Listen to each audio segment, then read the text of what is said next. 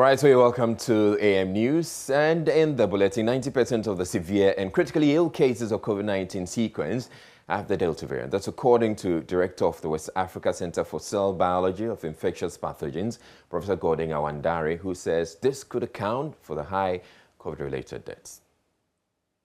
It's now dominant all over the place. We've sequenced samples from Cape Coast, Takrady, Kumasi, even Upper East region. And Delta is all over the place now. Yeah, so, and then if you look at it by the disease severity, the samples that are severe or critical, nearly all Delta. So I think it's Delta taking over everywhere. Based on the data we have on severe and critical disease, where 90 to 95% of them have infections by Delta, you can safely assume that those that then progress to death would also be predominantly Delta cases. 30 to 40% of the people in the hotspot cities like Accra, Kumasi, and others, they were exposed to the Alpha variant, and that provides some level of protection. It's like taking one dose of a vaccine. So there's some level of protection from previous exposure to Alpha. So that has helped a little bit to make the third wave less severe. Despite recording a decline in infections, the Ashanti region has seen its COVID-19 fatalities shoot up in the last 3 weeks with 47 new deaths. The number of deaths continues to be on the rise, increasing from 297 in July, on July 25, to 344 cumulative deaths on August 16, 2021. Regional Health Director Dr. Emmanuel Kojo-Tinkrang told the weekly COVID-19 media briefing the situation should warn the public to be wary of the dangers of COVID-19, especially in adhering to the safety protocols. Ohim Interior of our health desk has more in the following report. The Ashanti region has seen its daily COVID-19 infections drop from 873 in July 25 to 392 in August 15, 2021. But despite the decline, the region has seen an upsurge in fatalities with 47 deaths recorded in the last 3 weeks. Among the new deaths is a health worker who failed to be vaccinated. Ashanti Regional Director of Health, Dr. Emmanuel Kojo-Tinkrang says, though none of those killed was vaccinated, the death toll tells of the reality of COVID-19. COVID kills. And a lot of people, because they are not seeing the deaths in their homes, they think that the COVID can't kill. But the situation in our hospitals is quite different from what those in public are seeing. When you come to our hospitals, we get cases of COVID all the time. And unfortunately, we lose some of them. And those we've lost are those that have not been vaccinated, unfortunately. And from the data that you presented yourself, as at the second wave, our death was 299 or 96. Now we've shot up to 344. It means that COVID kills. So that's the situation. And that is the message. The upsurge comes as health authorities in the region receive 50,400 doses of the Johnson & Johnson vaccines. 4 COVID-19 hotspot districts are taking part in the exercise, which has seen 11,000 people vaccinated as at August 15, 2021. Dr. Tinkrang is encouraging residents in affected districts to take advantage of the exercise in 36 designated centers as health authorities strengthen contact tracing and testing. If you are not vaccinated, you don't adhere to the protocols, and you get COVID-19, it can kill you. We are doing more testing, we are doing more contact tracing, and that's the reason why we are getting the cases. In fact, if you are not testing and you are not doing contact tracing, you won't get any case. Previously, when it started, we were doing what we call the enhanced contact tracing. When we get a case, we just look at a certain radius and then go there and then test all the people there. What we are doing now is that when we get a case, we look at the contacts, the immediate contacts, and also test them. And from I think from the second wave, that is what we've been doing throughout. There is an ongoing public sensitization campaign for persons who received the first jab of AstraZeneca vaccine to stay away from the Johnson & Johnson vaccines. But some people continue to patronize the centers with the hope of being vaccinated. Dr. Tinkran wants the practice stopped. We've had that report. Those who had the first dose of AstraZeneca are very anxious to get the second dose because they believe that the immunity will wane and that it will put them in a very big threat. But what we want to assure them from science is that when you take the AstraZeneca vaccine, at least when you wait for a period of about 6 months, even your immune system, when you get the second dose, is even better. What we can assure them is that the second dose will definitely come. They will have it, so they should wait. From Kumasi, for Joy News, Oimintewia reporting. Education Minister Dr. Jose Educhum has assured of swift interventions to address challenges confronting implementation of the free senior high school program. It says there are engagements between the buffer stock company and senior high schools to ensure timely delivery of food items to schools. The minister was meeting with representatives of 120 government schools from the Ashanti and Western North regions in Kumasi. Prince Apia was there in our report. Delay in the supply of food items and inadequate infrastructure have been identified as major challenges confronting the senior high school education. Leadership of the Conference of Heads of Assisted Senior High Schools, CHAS, in Ashanti and Western North regions have been meeting with the Education Minister on ways to address these challenges. Alhaji Yakub A.B. Bubakar as CHAS president. We needed some furniture. Some of our buildings are under constructions and they have not been completed. And all these areas has assured us of the effort they have made so far and would ensure that they get them done for us so that we can run our schools effectively. In some areas, we have had some few challenges of the supply of food items to run our schools. There too, he has assured us and given us a timeline within which this will be a thing of the past, we will not experience it. And the general demeanor of the minister is wonderful, and we appreciated it so much. And we are sure that he will go by his word so that soon those areas that we see as grey areas in the administration of education will be a thing of the past. Minister of Education Dr. Jose Educhum at the end of the meeting assured CHAS leadership of plans to improve the situation. So these are individuals who toil day and night to make sure our children are fed, to make sure that everything that the children need are provided. Issues about making sure that food gets to them in a timely fashion is something that we discussed. They are working with us and buffer stock to make sure there's timely delivery of food items to their schools. We also discuss issues that borders on infrastructure. The schools that have been completed, how we operationalize them, get them the furniture that they need. The ones that have not been completed, how we can take steps to ensure that we complete it for them. On the double-track system, Dr. Educhum said schools operating the system have reduced by 10%. There are some schools that are no longer doing double-track. There are some schools that have a hybrid kind of double-track. If you go to Kumasi High School now, as I speak with you, there are no 2 batches of Form 1s, there are no 2 batches of Form 2s. So they are facing double track, facing it.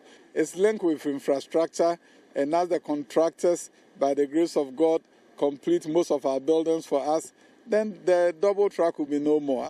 Meanwhile, the leadership of CHAS is counting on the minister's assurance. We mentioned to him we needed some furniture. Some of our buildings are under constructions and they have not been completed. And all these areas has assured us of the effort they have made so far and would ensure that they get them done for us so that we can run our schools effectively. Schools have been charged to put in measures to improve on their WASI performance by 10%. Prince Apia reporting. And in the Upper West Region, Roads and Highways Minister Kwesi Amakwata says roads affected by the torrential rains on Thursday will be fixed in record time. He wants affected residents to be strong whilst government takes steps to fix the situation. 8 municipalities and districts are having to grapple with the impact of the floods on their roads. Kwesi Amakwata and his team were in the region to assess the extent of damage done on the roads in the region. Rafiq Salam reports. The rains may have stopped, at least for the past couple of days. The water may have receded and the bridges remain intact, but the bitumen constructed on top of them are nowhere to be found. They have no roads or streets at the moment. Vehicles are of no importance here. They depend on their foot to carry them through. I met several commuters who defy the odds and bent on crossing from one side of the road to the other. They considered it is not a walk in the park, but a walk for survival. Middle-aged Monday Gertrude plus a trade at the Charcom market. She is aware of the dangers involved in crossing over to the two bridges that are a few meters apart from each other. I'm afraid of falling inside the water, but I'm going to the market. That's where I will eat. I have to go. If I don't go, I can't eat. So that's why I'm struggling to go. Pupils are also feeling the pinch of the disaster. Mentoro Eric hails from Kandangmane, which is about 4 kilometers away from the disaster zone, but attends Goriri Primary School.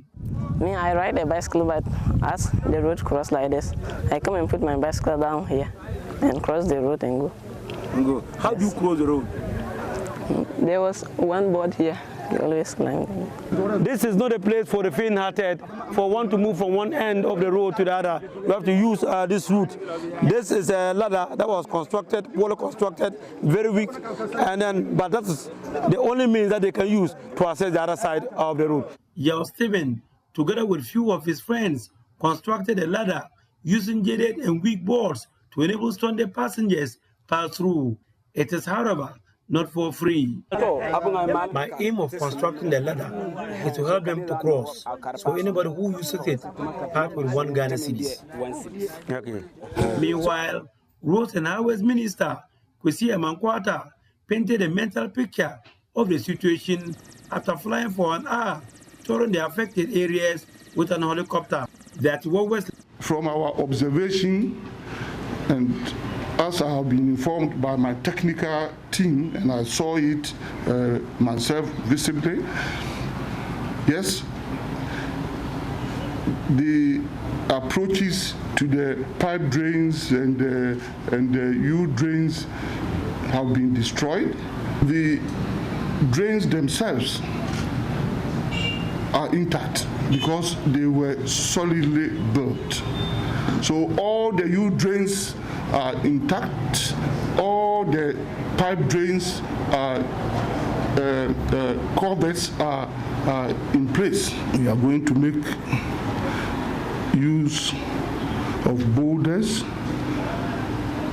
in filling what we call the backfill of the culverts, and do some stone pitching at certain areas, so that we do not experience this again in the future. That West Legislature penciled PNW Ghanim, one of the leading contractors in the country, as one of the contractors who will lead the charge to fixing the roads. I want the people of this region to know that it's not a regional matter.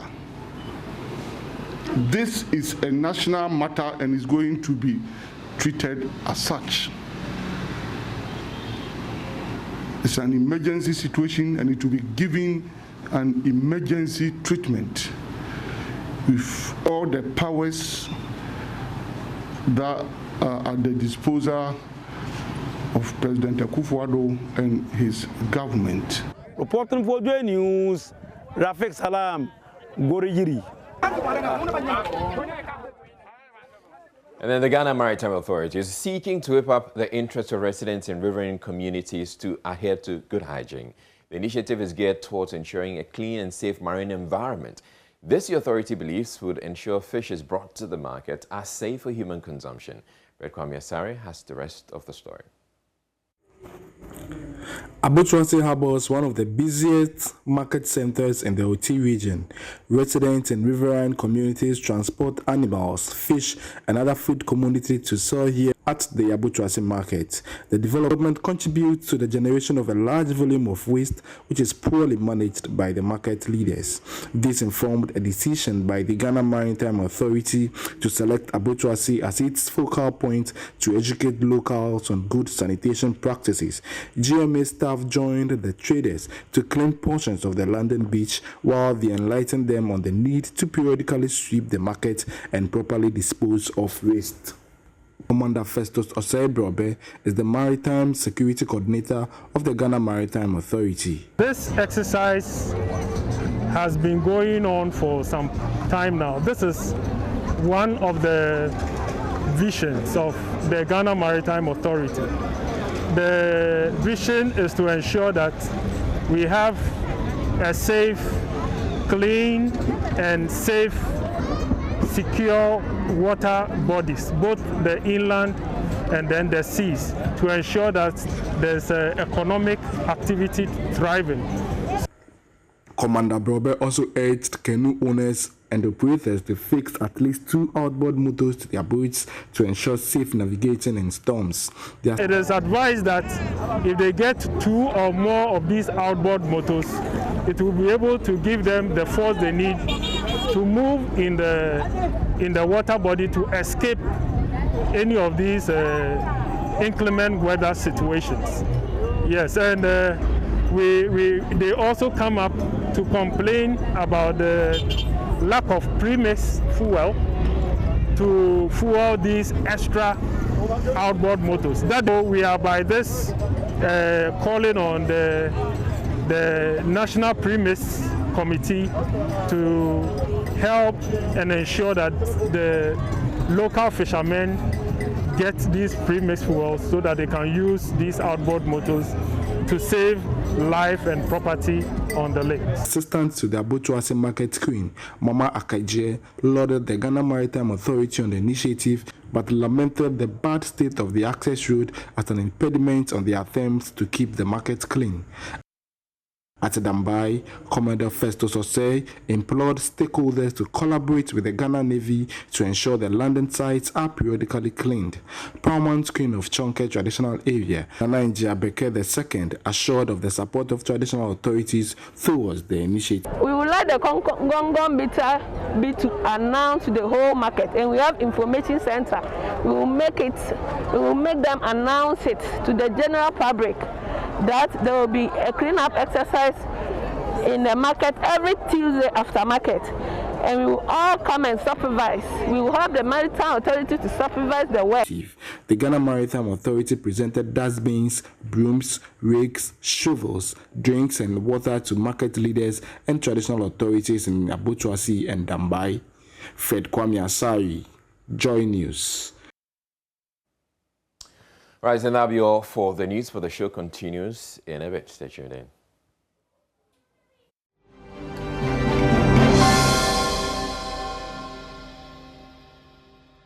Have you seen that video of some, pastor kissing? I have. It came out last night, didn't it? And I was wondering what's happening. We're not saying he's done anything wrong, but maybe we're acting. Like a movie? Yeah. I mean, it could be, yeah. But it could be a movie. Anyways, if you've seen it on social media, you can best believe that we will have the, I was going to say 419 on it, the 411. We're essentially going to try to understand what's going on in that video. And clarify that the way it's they not were a movie. Cheered, the students were really excited. It's very disturbing. And so we'll get the details and let you know exactly what it is that's going on with that. But we would like to dedicate the next 11 minutes to Israel Lai as he does a review of the Daily Graphic. Your rapt attention is needed. No. Thank okay, you meanwhile, you should say that you're giving me 11 minutes to do that. That I'll gladly do. We are dedicating the next 11 minutes to you reviewing the Daily Graphic. Okay, let's get on with it. So the first story, the front page, we have redevelopment of Tema Motorway, 5 interchanges in the offing. And it reads, a major plan to redevelop Accra Tema Motorway will have 5 new interchanges and a remodeling of the Tetukwashi, Apenkwa, and Achimota interchanges. The Minister of Roads and Highways, Mr. Kwesi Amakwata, has disclosed. The work estimated at $570 million will have 10 lanes. Oh, wow. Wow. 5 lanes on either side, okay, made up of 4 lanes of reinforced concrete freeway and 6 lanes of urban highway. That's interesting. So reinforced concrete, that's quite different from what we have. Well, it's still what we have at the motorway. You know, the motorway is concrete, so they're going to do that. And the scope of work of the project is as follows: 10-lane, 19.5-kilometer motorway, 4 lanes of reinforced concrete freeway, 6 lanes of urban highway, reconstruction of 30. Okay, so it goes on and on and on. Okay. Does it include the Thong, that side, the Thong Road? It doesn't. Because, you know, all of this is amazing, depending on where you're going. But if you live in, let's say, Community 25, or you're trying to get to Adan, and you have this fantastic 10-lane, America-like, whatever, and then you go, and then it whittles down to one Koso road on which then you're traffic for like 3 hours there. It doesn't make sense. So if you're going to do it, if you're going to do this, then can we make sure that we're planning so that the road is extending in such a way that you're not going from 10 lanes to 2 lanes? Because that just doesn't make sense. Apparently, they've been talking about expanding that, you know, bone. They've been talking about it for too long, man. So that one has been talked about already. They are now talking about the Tema motorway. So no, I want people to say that we said it. When they do it and they don't do that one. That's all. So they say they're going to do it. Well, let's see. So that's the main story on the front page. And that Bosokai roundabout as well is being done. You know, they're expanding the road. They're doing the overhead. You know, so there's a lot of traffic there now, which is fine.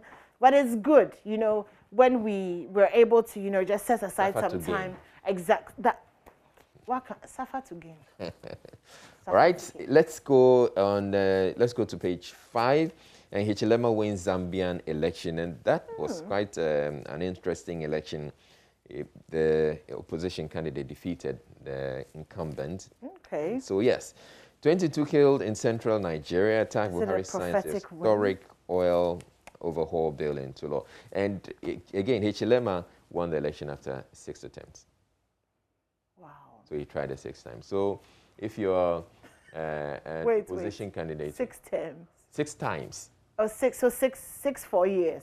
No, he won it after 6 attempts. So first one he failed, second, third, fourth, fifth, and the 6th time. And I'm saying so each term is 4 years, like us. No, he won the election after 6 tries. Do you get it? No, over 6 governments or one election. There was a voting, revoting. No. Okay. So he's been trying to be president for, you know. So he's contested in 6 different elections. Yeah, okay. So, and I'm saying each government space is 4 years. Yeah. So I'm saying for 24 years. I just want to say for 24 years, he's been trying to be president. Yeah. Don't give up on your dreams. Hallelujah. Praise the Lord. Yeah. And 24 years. Inspirational story right there for you. At last. Yeah, okay. Oh, go ahead. Quiet. No, it's fine. No, I'd love to hear No, I don't want to add to your 11 minutes. It's okay. Well, you've taken I've already taken like already. 2. Yeah, I know. Okay, so we go to, the story about Afghanistan as well. You know, those crazy scenes that we're seeing out of Afghanistan, people hanging on to planes and falling off. So desperate Afghans mob Kabul airport. This morning I was monitoring the BBC. Apparently, the airport has been cleared now. Wow. And things are back to normal. And so flights are likely to resume. As the Americans evacuate their people. All right. And also Joe Biden released a statement yesterday about, you know, the fact that America had pulled out, you know. Actually, he released on August 14th, so very, very, I think, saddish for them because it feels like, you know, we pulled out and then what we didn't want to happen, you know, has happened. But obviously he says that you can't keep American soldiers in there, you know, forever, perpetually, exactly, without knowing, so. Okay, let's go to page 16. Explore sustainable funding for free SHS. Presby Church urges government. Okay. It's, yes, it's something that government would have to look at. It's as if the whole project is not sustainable. There's no harm in asking others to contribute to support this good system. Okay, and Johnson & Johnson vaccination takes off in Accra, Tema, and Kumasi. And in politics, Mama begins thank you to of Upper East region. Thank you for the future. Thank you for the past. Well, thank you for supporting me and for voting for me in the 2020 election, even though it didn't go my way. Okay. Yeah. And fix a country group to embark on campaign. And this attention at Ghana Bauxite Company, that's on page 20. You may get to go for that to find out what's in there. Now, in the center spread, judge advises NLC UTAC to settle dispute out of court. Says, and it has to do with the court. Well, NLC has taken UTAC to court, and yesterday they were awarded costs. Court awarded costs against UTAC, 3,000 cedis. That's during the hearing of an application filed by UTAC challenging an injunction against the strike. The presiding judge, Justice Frank Roxing Abuadje, said it would be prudent to settle the matter out of court. And, well, if that could happen, that should happen. Implement projects in consonance with national plans, NDPC charges MMDAs. And 2 survivors of U.S. Black Wall Street massacre visit Ghana. Oh, and this story about the teenagers, the Catholic teenagers saying, we killed pregnant woman. Teenager confesses as trial begins. So the story reads, we have killed a pregnant woman before, aside from Ishmael. These were the last words of a 15-year-old boy, name withheld, who has been committed to stand trial for the alleged murder of a 10-year-old boy at Kaswa. The juvenile, together with his alleged accomplice, Nicholas Kwame Kani, were committed by the Kaneshie District Court, presided over by Ms. Rosamond Edri Duodu, after they had been officially charged with conspiracy and murder of Ishmael Mensah. So essentially, these boys, they killed another young boy, and then they're standing trial. And apparently, during the trial, then they told the judge that we have killed a pregnant woman. Before. I mean, well, apparently it was the 15-year-old who said that who confessed to that. But his accomplice Nicholas said that he actually says he hasn't done anything. He doesn't know anything about it. So. Okay. All right. Then bird flu allow veterinary officers to destroy affected birds. And in education, on page 28, stop attacking teachers. That's not saying that. Hits 6 headsmen arrested for kidnapping. That's on page 29. Now let's move on to page 34. SDGs achievable. Sector partnerships, innovative financing key for success. And employment creation, rural development revisited. And Godfred John J, pioneer of private education, there's an article, a tribute to him on page 36. Let's move on to page 38. Media practitioners suffer poor mental health state.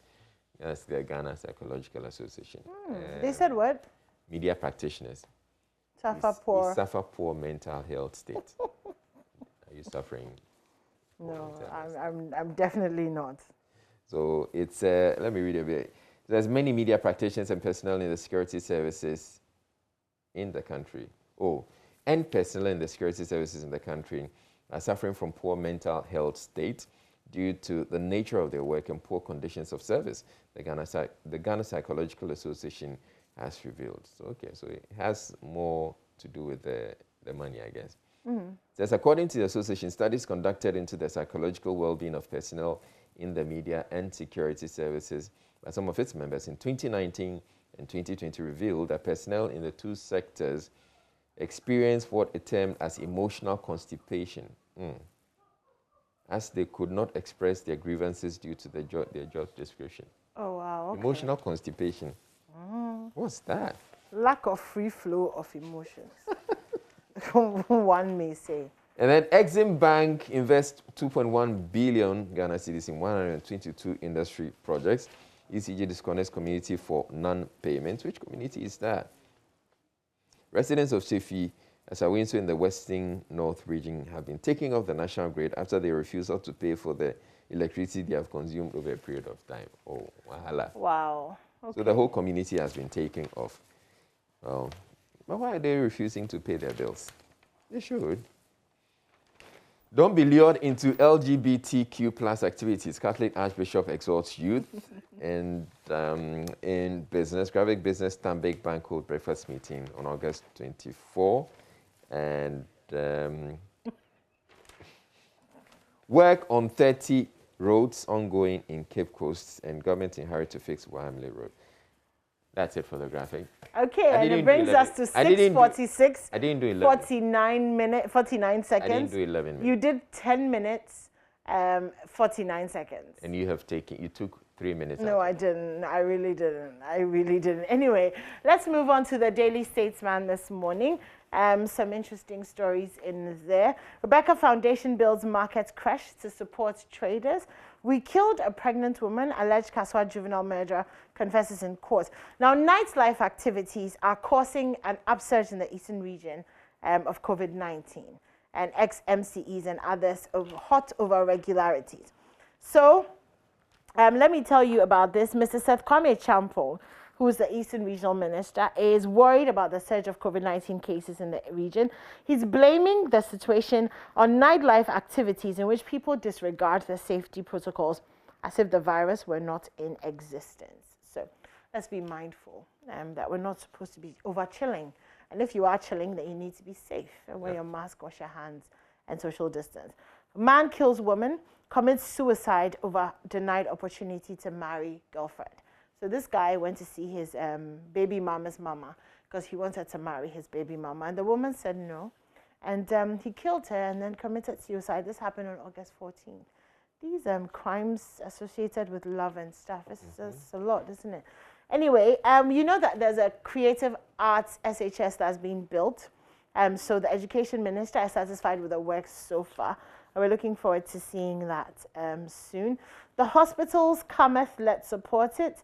Obviously, this is the 111 hospital projects that the president spoke about a little while ago, and they're going to be coming, so they're asking for our support. Interesting one there. Court finds driver and orders him to pay 5,000 Ghana cedis compensation. Some other stories. Okay, let me just do some entertainment. So okay, that's not entertainment. I never believed Cecilia Marfo's prophecy. That's according to Joyce Blessing. Gospel musician Joyce Blessing has finally reacted after her colleague, musician Cecilia Marfo, grabbed a microphone from her to prophesy in her live dinner concert. I'm sure you remember that. Happened maybe like 2-3 months ago. Miss Marfo asked Joyce to go back to her husband if she wants her music throne to be worth it. This happened at a Thanksgiving service in January. So anyway, Joyce Blessing has finally reacted. I do believe she was speaking on Hits FM. And when she did that, Bibi Bright narrates how her boyfriend almost killed her about 7 years ago. Oh, wow. Yeah. So apparently he wasn't like being abusive or anything. He had a gun, and he was kind of just showing off and, you know, throwing it around saying, oh, there's no bullets in it, there's no bullets in it. And then it fired. Oh. And apparently the bullet just whizzed past her by a few inches, and she was deaf temporarily. Wow. And then she gave her life to Jesus. Amen, hallelujah. Amen, exactly. Amen, hallelujah. Yesterday, I was telling you about Angel TV. It's in the newspaper today. Dr. Kweku Otin's Angel TV burned to ashes. Station goes off air. Oh, no. Yeah, very sad there. But I'm sure he will bounce back. Oh, yes. Sure he'll bounce back. Turkey floods, death toll near Black Sea rises to at least 70. Afghanistan, U.S. takes control of Kabul airport to evacuate staff from country. Some sports, Kevin Prince Boateng reacts after disappointing Bundesliga return for Hertha Berlin. Black Stars newcomer Abdul Nuruddin voted man of the match. That was at a win in Belgium. Bordeaux striker Kalu fine after an on-field collapse. Harry Kane, Tottenham can thrive under Nuno Espirito Santo with or without striker. And Barca edged out Real Sociedad in first game of post-Messi era. I like that. So dramatic, post-Messi era. Okay, that's it for the Daily Statesman. Okay, we'll go to the Business and Financial Times, and on the front page, cycle to collapse pelagic fishery industry in 3 years. I'll read a bit of that. Okay, page. Okay. It's there. Supposed to be. Up there. All right. So it says data from the Environmental Justice Foundation has indicated that Ghana's small pelagic fishery industry will collapse within 3 to 7 years in the absence of robust management interventions. Okay. Means we need to do something about it. And planting for food and jobs successes nullified by post-harvest losses. That's according to Isoko. So work done by commodity price monitoring and agricultural research firm Isoko has revealed that the gains chalked with the implementation of the planting for food and jobs were swept away by the age-old agriculture challenge post-harvest losses. Oh. According to Isoko, for the 5 years the government initiative has been implemented, about half of the produce go waste due to the government's inability to process or store them. This, it says, is a major contributing factor to food price hikes in the market in recent times. So essentially, was 90. Essentially. Yeah. But that's a shame because I remember way back when I was in secondary school, and they were doing agriculture, and they indicated one of the major problems we have is storage for the produce. Of course, and it's still a problem. Still a problem. It's still a problem. Problems, no, they finish. Okay, and enact laws to consciously support youth businesses. And what else? Horticultural Scientist wins 2020 Civil Service Award, and IEPA amidst AFTA will offer economic competitive advantage. And there's a feature, the Business and Financial Times, the true facts about GNPC's increased stake in ACA's blocks, misrepresented by CSOs. There's another feature, mobile banking innovation competitive differentiator in 2022. Right, so that's You had an interesting story on the front page of the Finder.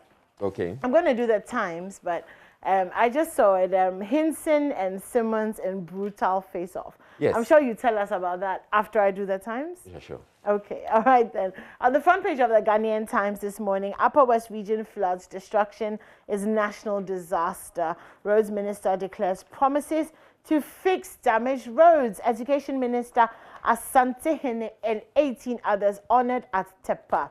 Mad rush for COVID-19 jabs as vaccination takes off in 11 hotspots. Okay, bodies of girl teacher found.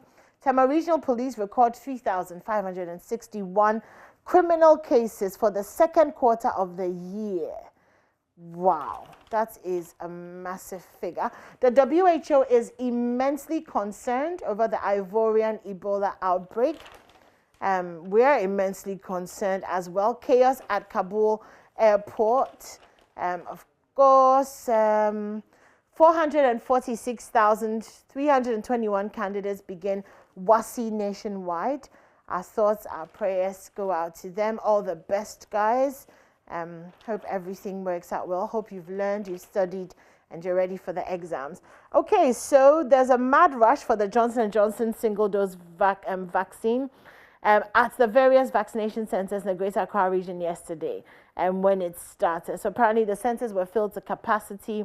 Those who could not take their vaccination during the first exercise thronged the centers with friends, loved ones, and family members to take their jab. So apparently, as at 6 a.m., a lot of the centers were already almost full, people wanting to. And it's so interesting because, you know, we went from a season of being so cynical about the COVID-19 jab and having to talk about why you should take the jab, you know, to everybody just being eager to get it, which is amazing because vaccination is one of the ways that we can eradicate COVID-19. Another way is to wear your mask and wash your hands. Apparently, if you wear your mask, if every time everybody's leaving their house, they wear their mask, COVID-19 will be gone in 3 months.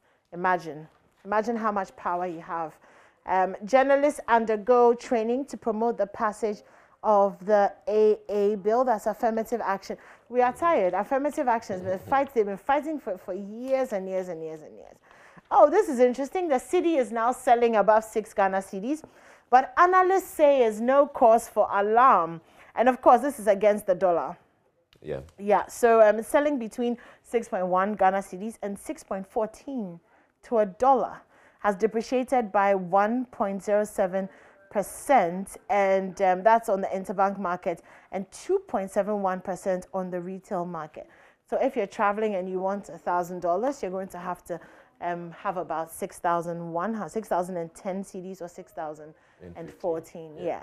So not too good. But analysts say no cause for alarm. Yeah. I don't know what that means because I don't see a pay rise matching that. But anyways, let me just finally do the back page of the Ghanaian Times.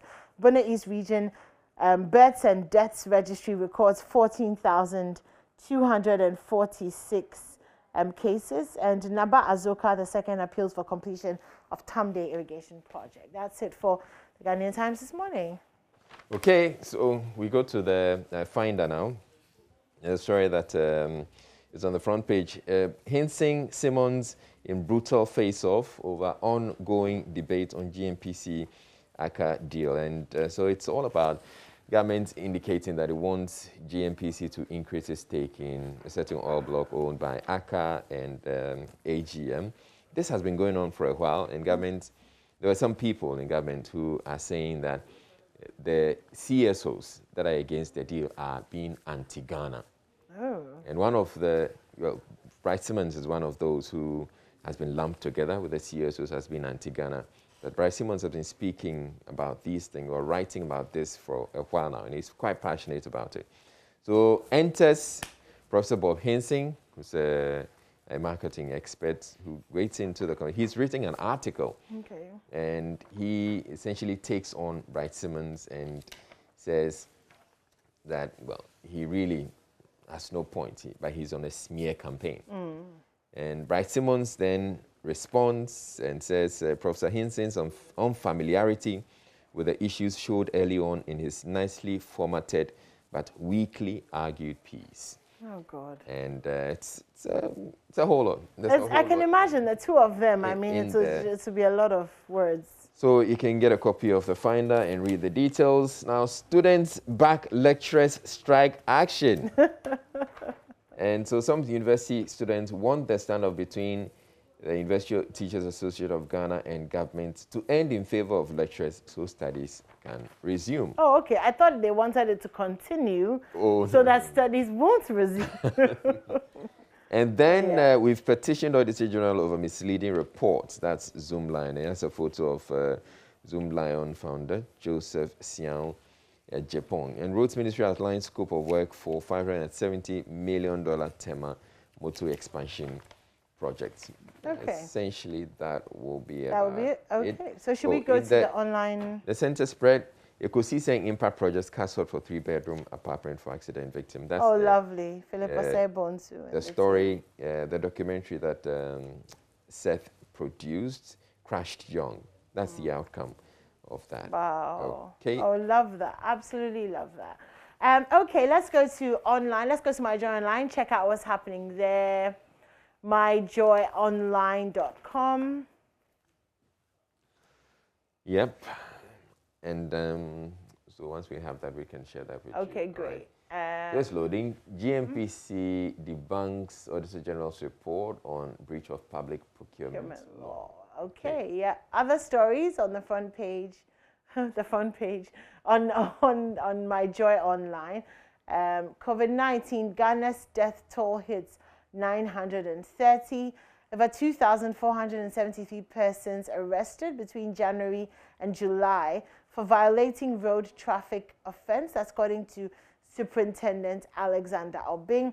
UTAC strike. We are willing to negotiate with governments. That's according to Samuel Nkumbam.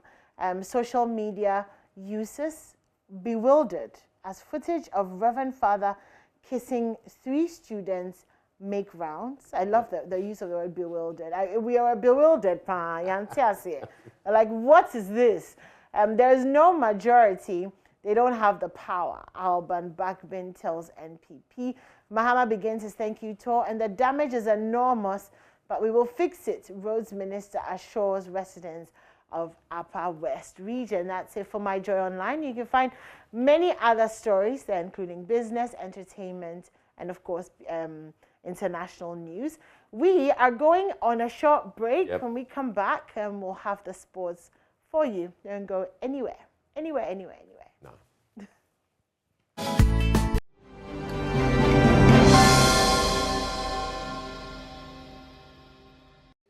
Ghana's journey to ending its 40 years of winning the Africa Cup of Nations starts tonight because the Confederation of African Football will decide which country the Black Stars will join to compete for the next winner of the African Cup of Nations later tonight. That draw will happen in Cameroon. CK Akono has been speaking. He says he's not perturbed about any opponent that his team will be drawn against. He's currently in Cameroon for that. We'll also hear from the same Marcelo, who's been speaking about Chelsea's decision to acquire the services of Romelu Lukaku to lead their striking force for this season. According to him, they needed a striker, and he's a perfect fit for Thomas Tuchel's side. And what a career Joshua Boachi has had. Just over the weekend, he extended his unbeaten run to 13 fights. But now let's start with CK Akono and talk about his decision to join the rest of the coaches in the continent in Cameroon for the draw for the African Cup of Nations. He says that his Black Stars team has got a quality to compete against any other country that will be drawn against them. And he's very confident that when they come up against any opposition, they will have what it takes to pull through. You need to be in a team that you will be regular, actively playing. We try as much as we can, at the technical team to look all over, to look for the players. Like, for instance, now we have Kelvin Yeboah in the squad. I'm sure his name is new to everybody, and so that's what we do. Once we know this can be of good help to us, we bring him on board and then see. So we continue to do that.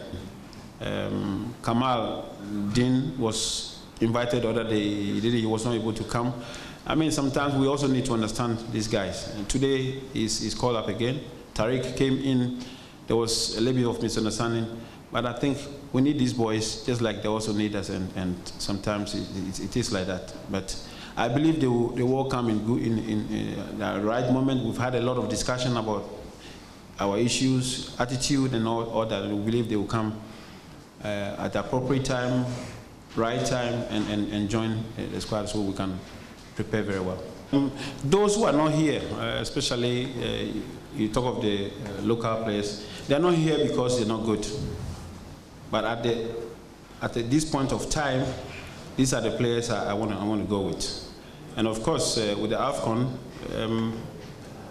I expect nothing. Anything that comes, we should be able to deal with it. And so we'll be ready for any other group that will come across.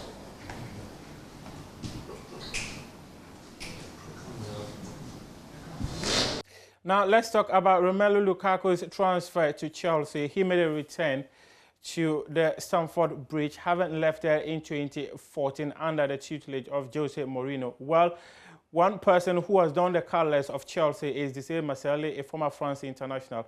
He says that Lukaku was the missing link for the club and feels that with his services, Chelsea is in contention to win the Premier League. He was there already on the Mourinho, so he left. I mean, return. United. Sorry, it's the return. Return, yes, yeah, the return so, to Chelsea, yeah. So yeah, it's a great news because honestly, Werner did not show this great, ability to be, the first choice for Chelsea. So yes, now Chelsea has what was missing, the striker. We had Abraham also, who on the what is his name? My teammate from Chelsea. Tell me the name. Lampard. Yes, Lampard, yeah. I find it difficult. Werner Abraham on the Lampard was doing very well, but no, Lukaku, it's a big hit for Chelsea now.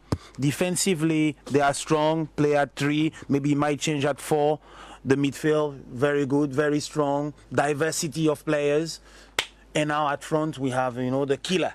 The one that nobody thought that he could reach this level, because he has now a technical sensibility of the ball on the touch. He's strong. He knows how to make his movement. So I'm very, very pleased about it.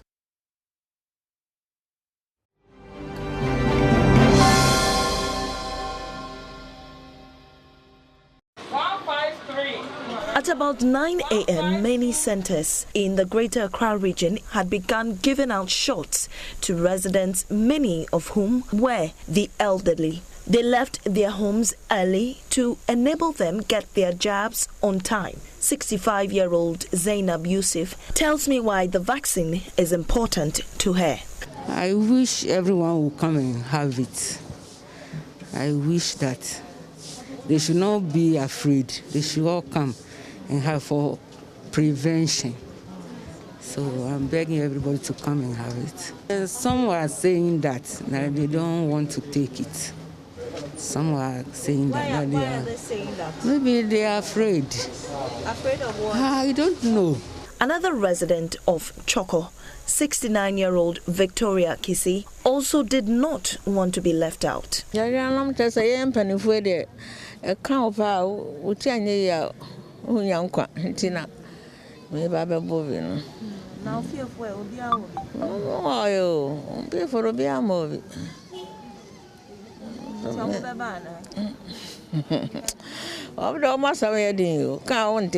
Many young people had queued to take their turns in the exercise. Many had held misconceptions, but the alarming rate at which the Delta variant is spreading left them with little choice and a change of heart to take the jab. Some shared their earlier fears. There was so much negative thoughts about it, and people have been saying more negative stuff about the vaccine.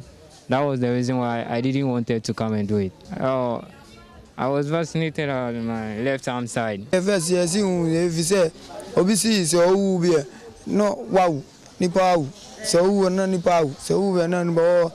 first, we thought we would die when we took the shot. But now we are hearing that there is a more violent variant. So I'll take the jab to protect myself.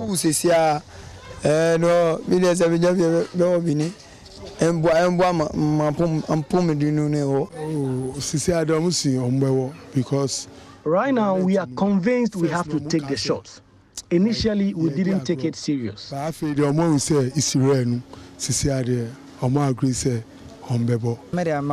Deputy Director of Nursing Services, Public Health, Accra Metro, Christiana O'Day, says she's satisfied with turnout for day one. Everything is going on well now. So I'm just praying the numbers will continue. So what we received run out, then we'll be done with it. This time is not as the initial one. They have understood it and they are really coming and asking for the vaccine, which is quite encouraging. That's what we were looking forward to. And we did a lot of social mobilization and announcements all over.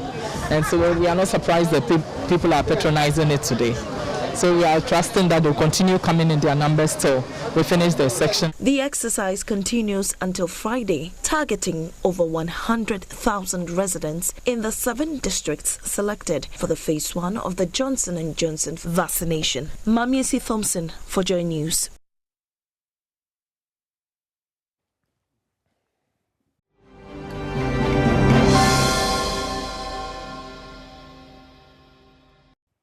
All right, you're watching the AM show, and we're coming to the COVID conversation that I mentioned earlier.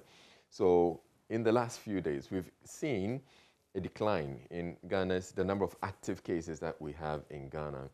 But there are concerns that, no, yes, the active cases may be declining, but the number of deaths that we're recording are still going up. So it's very important that people continue to take care of themselves. So though the decline in active cases may give us some comfort, we shouldn't. We're not out of the woods yet, and so we shouldn't take things for granted. Fortunately, we have an inoculation program, or the Ghana Health Service has resumed the rollout of the vaccines, and so we're encouraging people as much as possible to go for it. So let's get to the dashboard right now. As you can see it, we have 522 new cases.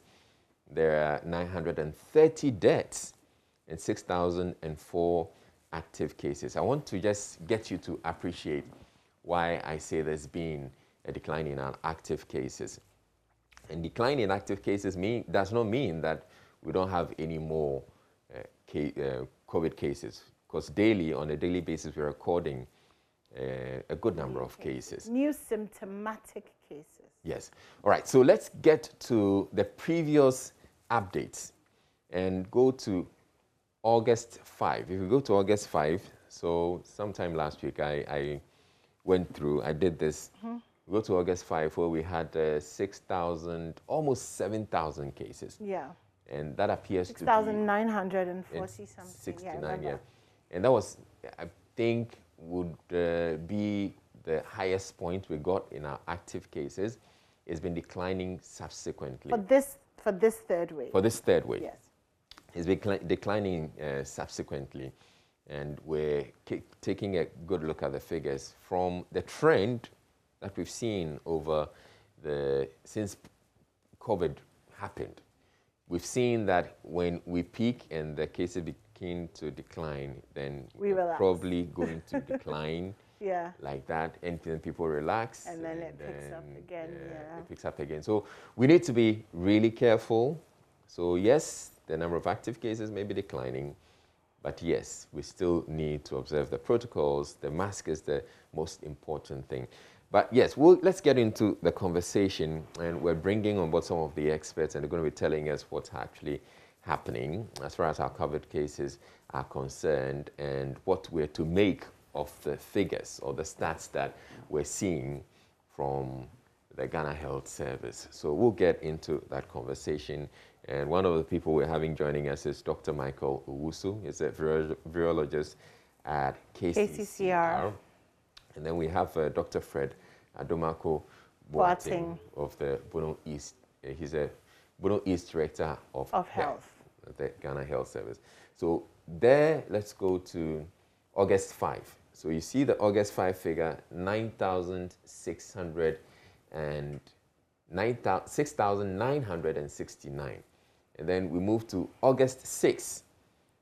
On August 6, you see that there's been a decline. So August 5 was the highest number, or is the highest number recorded in this third wave.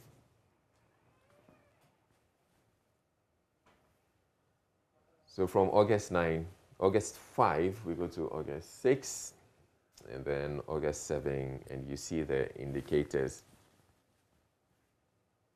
as we have it.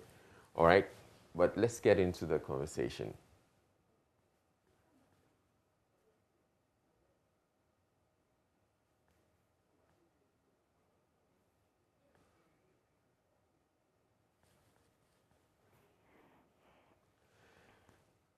All right, so let's get on to Zoom now and get to speak with the experts that we have gathered and get to understand what the figures are looking like and what we're to make of the figures. We have Dr. Fred Adomako Boateng, the Bono East Director of Health, and Dr. Michael Owusu of KCCR. Thank you both for joining us for this conversation. And so I am looking at the figures, and it is safe to say that we've hit our peak, and we're going to see a decline, or going to continue to see a decline in our active cases. I'll start with you, Dr. Michael Owusu. Morning to you, and good morning to Dr. Fred Adomako as well, and then to all your viewers. So indeed, I've also been studying the numbers being churned out by the Ghana Health Service, and also within my own center, I've also been monitoring the number of new cases that we keep recording, both among the travelers, the population of travelers who are mainly asymptomatic, who are not sick, and also those from the community, who come in from various health facilities, and to see how the numbers are playing out. So if you look at, the national data, although the active case count is one of the indicators that you use to measure where you are getting to in terms of the epidemic wave. For me, the number of new cases that you get reflects how well you are doing in controlling this.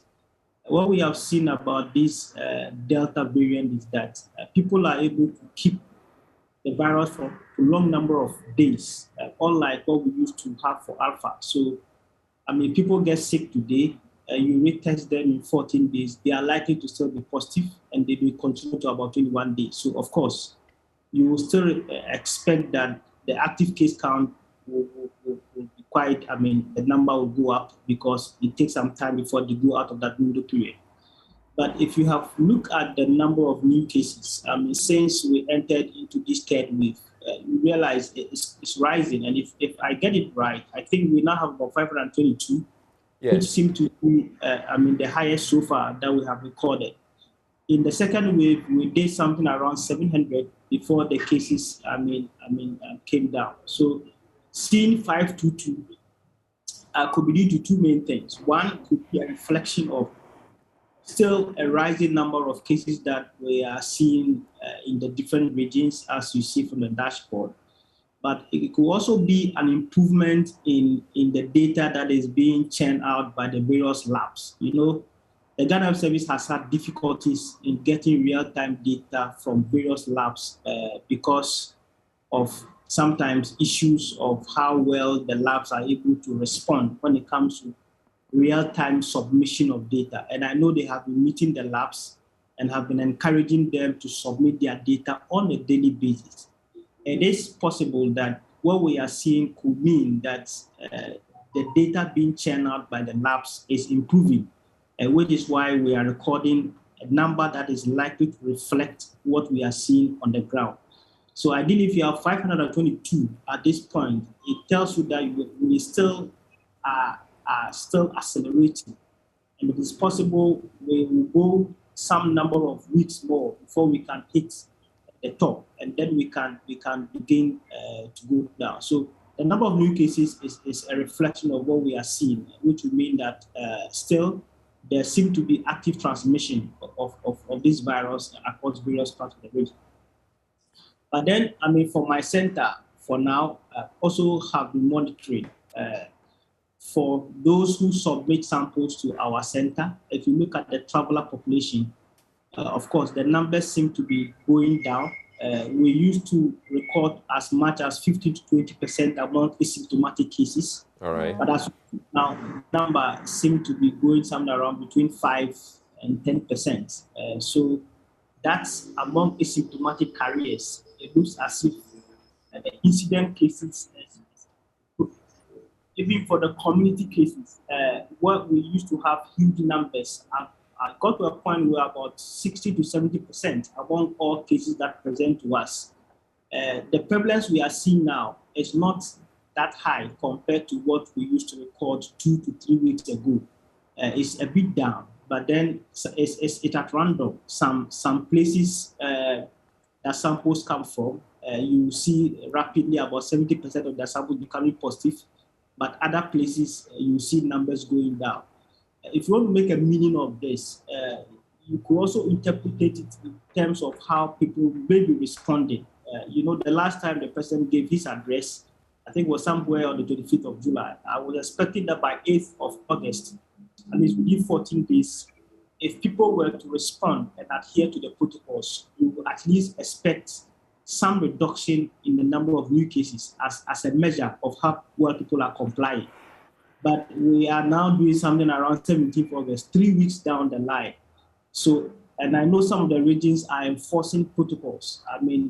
Police are ensuring that some parts of this country, people are doing what they're supposed to do. So it is possible for places that adherence is on the top, the cases are reducing, but then for other sites and places where people don't care much, cases are rising. So it is a bit at random, and it's not easy to tell whether we are really going down. But with respect to the regions, different places are presenting different numbers. And if you aggregate all of them, on the average, from our center, it looks as if things are getting back to, things are getting better. But as I said, it depends on the various places that the samples are coming from. So this is how I see the numbers. And right. I think that we still have some days to go before we can say we have hit the very top or the very peak. And the numbers are still going up. We have to be very careful and to encourage many people to still adhere to the protocols.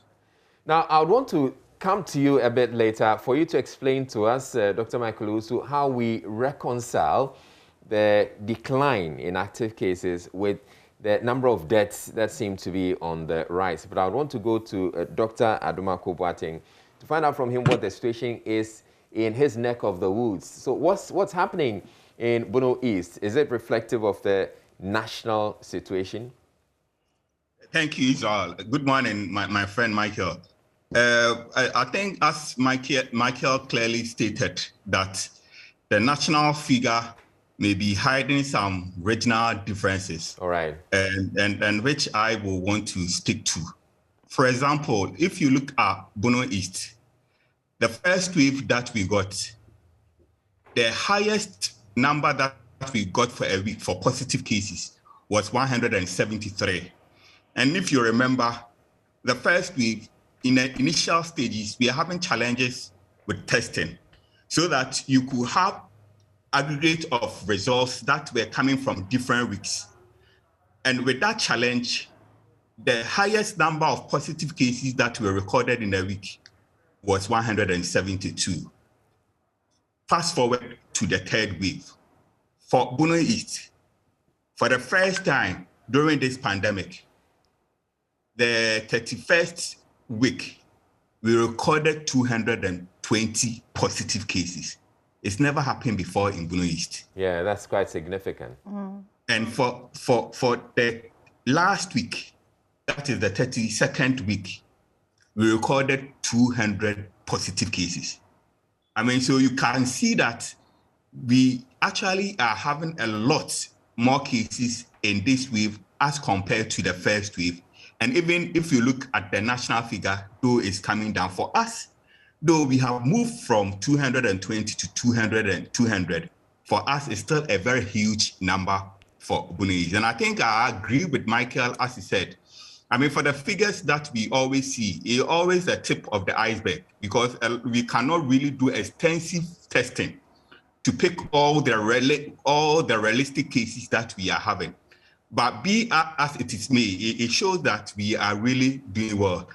So for Bono East, as we are speaking now, the total number of positive cases that we have is 322. You mean active cases? Active cases. We have never gotten anywhere near this number before. What could be happening there? What could be accounting for that, though? Yes, and that's where I will come in and then talk about what we are. So you can see that though nationally we are doing well, we have some regional differences. And the reason why this is happening is, you know, when the seemingly silent that we had during May, June, that the highest number of cases that recorded was 6.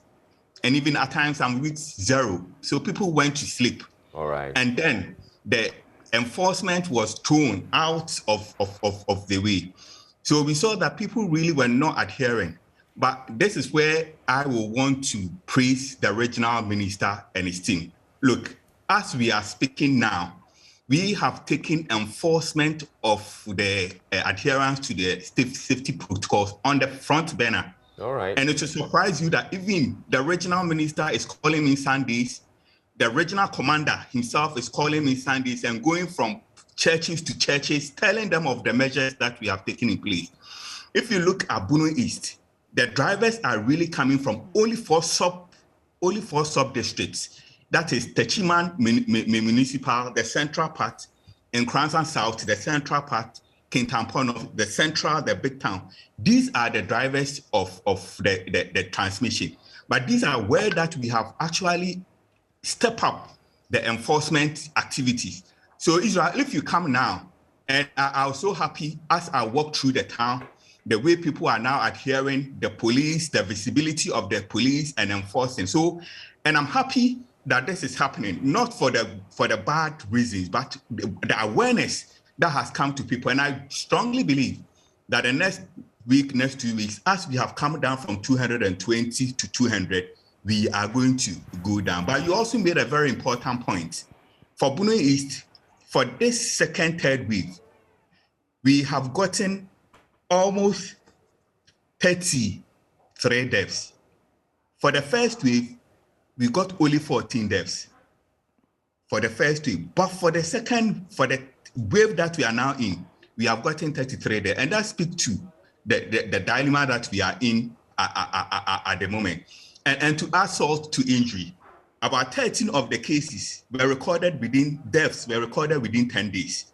Oh, wow. So you can see the precarious nature that we are in. But I will say that with the drive from the RECSEC and the regional minister himself leading, and if this become part of a new normal, regardless of whatever we are going to face in the future, Buno should be able to stand the test of time.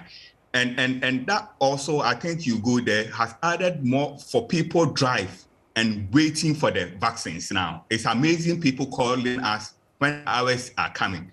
So in all, I think we are a lot of good lessons that we can learn from. And I believe that as the trajectory is going, Buno is also going to go down. But we are still not out of the woods. And therefore, it's important that the measures that are put in place are adhered to. Thank you. Well, that's great. I mean, I'm glad to hear that your region is doing something quite wonderful. He did tell us, you know, we spoke to him last week, if you remember. And they did say that they were going to put all these measures in place. And Buno East was a hot spot. And he talks about the fact that, you know, there were there's a lot of traffic coming in and all of that. So it's good to know that later on maybe he can share with us some of the very practical steps that, you know, were taken, you know, what kind of punitive measures were put in place. Yeah. Is it just the police presence? You know, that is. Actually, let me just ask you, since you're on the line, is it just the police presence that's making a difference, or are there like penalties and things in place? Because we spoke last week and we were not too clear on how we were going to achieve this, but you've obviously done a great job. Okay, so thank you. So we have some measures that we put in place, which I'm going to discuss with you. Okay. The minister, Charles, you know, had a press conference and then listed all the measures that the RECSEC which was going to take, led by the security agencies. And some of the measures that we put in place was that, look, if you are really going to have any funeral, then it means that you will have to go by the protocol that has been listed by the president. You don't stay more than 2 hours. Okay. And that everybody should be in mask. And whenever we come to that gathering and we see that people are flouting the protocols, the people who are going to be held in charge are the organizers of the activity, period.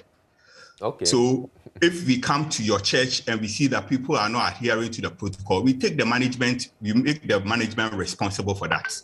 Okay. So that is any gathering, public gathering where we have 2 or more people, the organizers should make sure that they ensure that people adhere to that. And then secondly, what we also did was that together with the security, and that also translates to public transport and all those, Pragya and all those. When we finish, I'll show you some interesting pictures that we got when we were enforcing the law. That when we get you and we see that any of the passengers is not wearing a nose mask, the driver will be held responsible. I mean, we make sure that people were responsible for. When you say held responsible, yes, what do you mean? Was there a fine? Was there, what does held responsible look like? So one of them, which we some of them you don't want to put on the platform for, I mean, for people to. The police also ensure that if you are caught. In fact, when we were couching the communique for the president, we said the security agencies will support. They said no, they won't support. They will prosecute. Okay. So what they do is that when you are seen flouting the protocols, you are arrested. And those things I don't want to share. Where we will take you and the things that the statements that we will do. You know, we are doing all these that we will take you. Make sure then now and then. If you don't have mask, you buy one. If it's 10 cedis that you can't even get to buy. I mean, I think it's a punishment enough. Something which is being sold about 1 cedi, then you end up buying about 10, 15 minutes, which is unbudgeted for. I think these are things that you really feel when you are made to do. But some we are arrested and we organize some places that you have to go and stay for some. So we have done a lot of these issues. The minister himself engaged the traditional leaders into making sure that these are also enforced. Saturday, I went to a funeral in Kintampo. It was so wonderful. the way they stuck actually to the rules and then the nose mask. So it's a learning curve for us. And for me, we have been saying this is a new normal. If it's a new normal, then we should make sure it's assimilated in our lifestyle, our way of life, because we don't know which other wave, whether gamma, epsilon, or whatever, which is going to come, which we will not have luxury in terms of what we are having these. So if this is really a new normal for us, then it's really good. But I think the security agencies are so interested. For us now, if we get our vaccines, do you know who we are going to give first? It's the security agencies. Of course. The way they have impressed us, the way they are going about enforcing and going all around exposing themselves. So obviously, as we are going to get our consignment, that is our priority for. And all this is informed by these things that they are doing. When are you expecting your first consignment of vaccines? This week, actually, we will have ours this week. So this week is, Wednesday, Thursday, Friday, Saturday. So yes. do you have a specific... In fact, the program manager actually spoke to us at length yesterday night. So the moment I get it, I will let you know. But we are definitely going to get ours this week, and we are preparing. We know where we are deploying them. We know who is getting. So we are making ready for that. But I think when it's deployed for all the other regions, you hear it. But we are getting ours this week. Okay. All right. Well, it looks like you're doing a really great job there. So well done. We're happy to hear that you have everything under control. Right. We've also been joined by Professor Alfred Yorsing. He's a head community health. Thank you very much, Professor Yorsing. So I want to understand what you make of the stats that the Ghana Health Service has shared so far about the number of active cases we have and the deaths. Are you able to make any meaning of it? Yes, obviously, this is quite basic. If at a point, not too many weeks ago, you are having active cases in the hundreds and death hovered around 700 for quite a time, and now you are having active cases in the thousands, and then death rates have increased from 700 to 900 within a space of few weeks, then it is clear that we are having a wave. So there is nothing scientific or complex about that. It is just practical, and we have to see it as such. If there are technical issues about the numbers and how accurate they are, yes, that is a different issue. But clearly, we are having rising in cases, rises in death rate, rises in hospitalization, and all that. And that is something we need to be worried of. All right, there's no dispute about the fact that we are having a third wave. The issue I was pointing to is that we've seen in the last few days a decline in the active cases, but we're also seeing an increasing number of deaths, and that's quite worrying. I don't know if you have also observed that trend. Yes. Unfortunately, we've been told by clinicians and those who take care of the ICUs, the intensive care, that when people contract this new variant, the Delta variant, all their clinical parameters are in the sky. Things that will, what we say, will portend unpleasant consequences. So it is clear that the current variant that we are experiencing creates more severe illness and critical cases.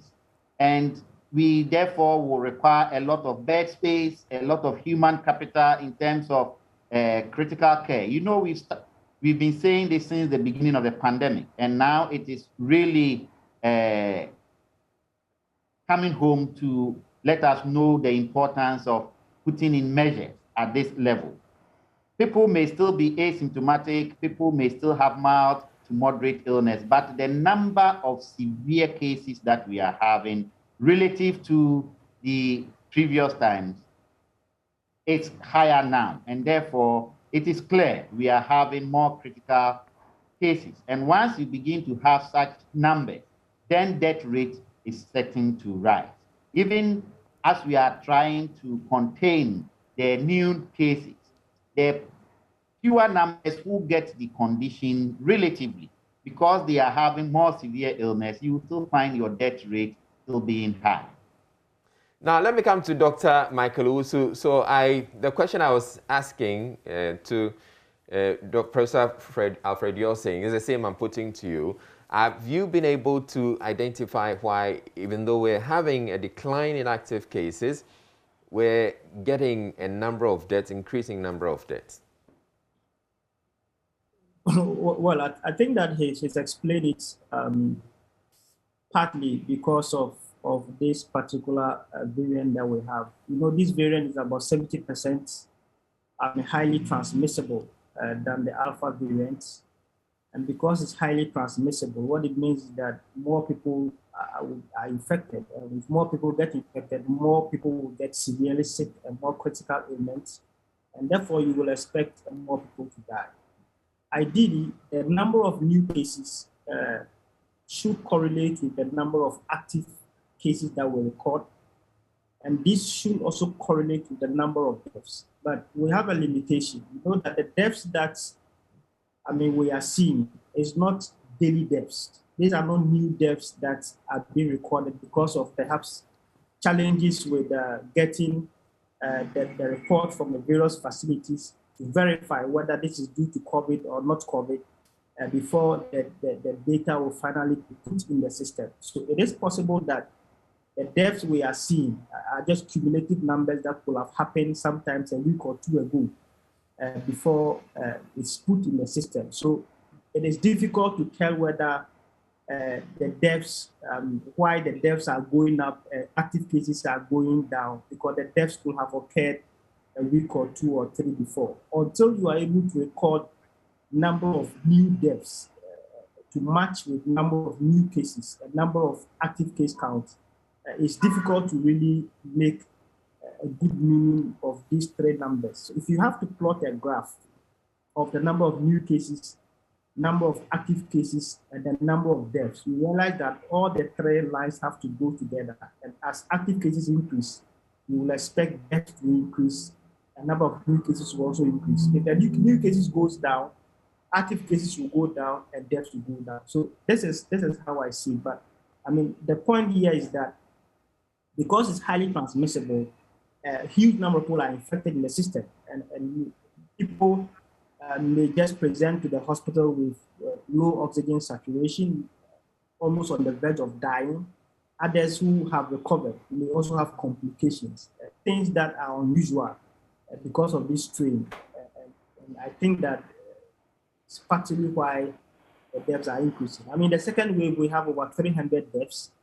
If things don't normalize and people don't respond well, and if you look at trend of data of the Delta, it is very possible you may exceed the number of deaths we got in the second wave because of the strength of this particular Delta variant. But if things are put in place, like Dr. Domako was saying, if every region is to act like how this region is working, then we have a chance of reducing and spreading this over time, and what people normally call flattening the curve, so that you can be able to soak the pressure and reduce these deaths and active cases and new cases, and you have an opportunity to be able to manage this very well. But for now, I think that things are not very, very smooth, and we still have to encourage that the public adhere to the protocols and do what they're supposed to do.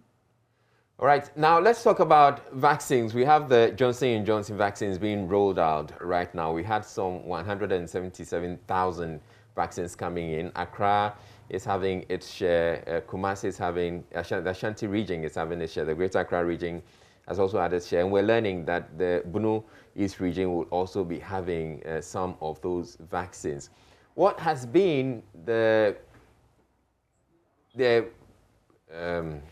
how are people taking it? Because in some breath, you hear people saying that they are eager to go for the vaccines. But then in another breath, you hear people spreading all these myths about blood clots and all of that. Can you address the issue of these myths? I'm sure you may have come across some of these myths, and if you can address them. Yeah, so I think first of all, we need to commend the ministry, maybe government and other agencies, support partners as well for getting this for the country. I think is very good for us at this critical period to have a single dose vaccine. One, because of the compliance rate.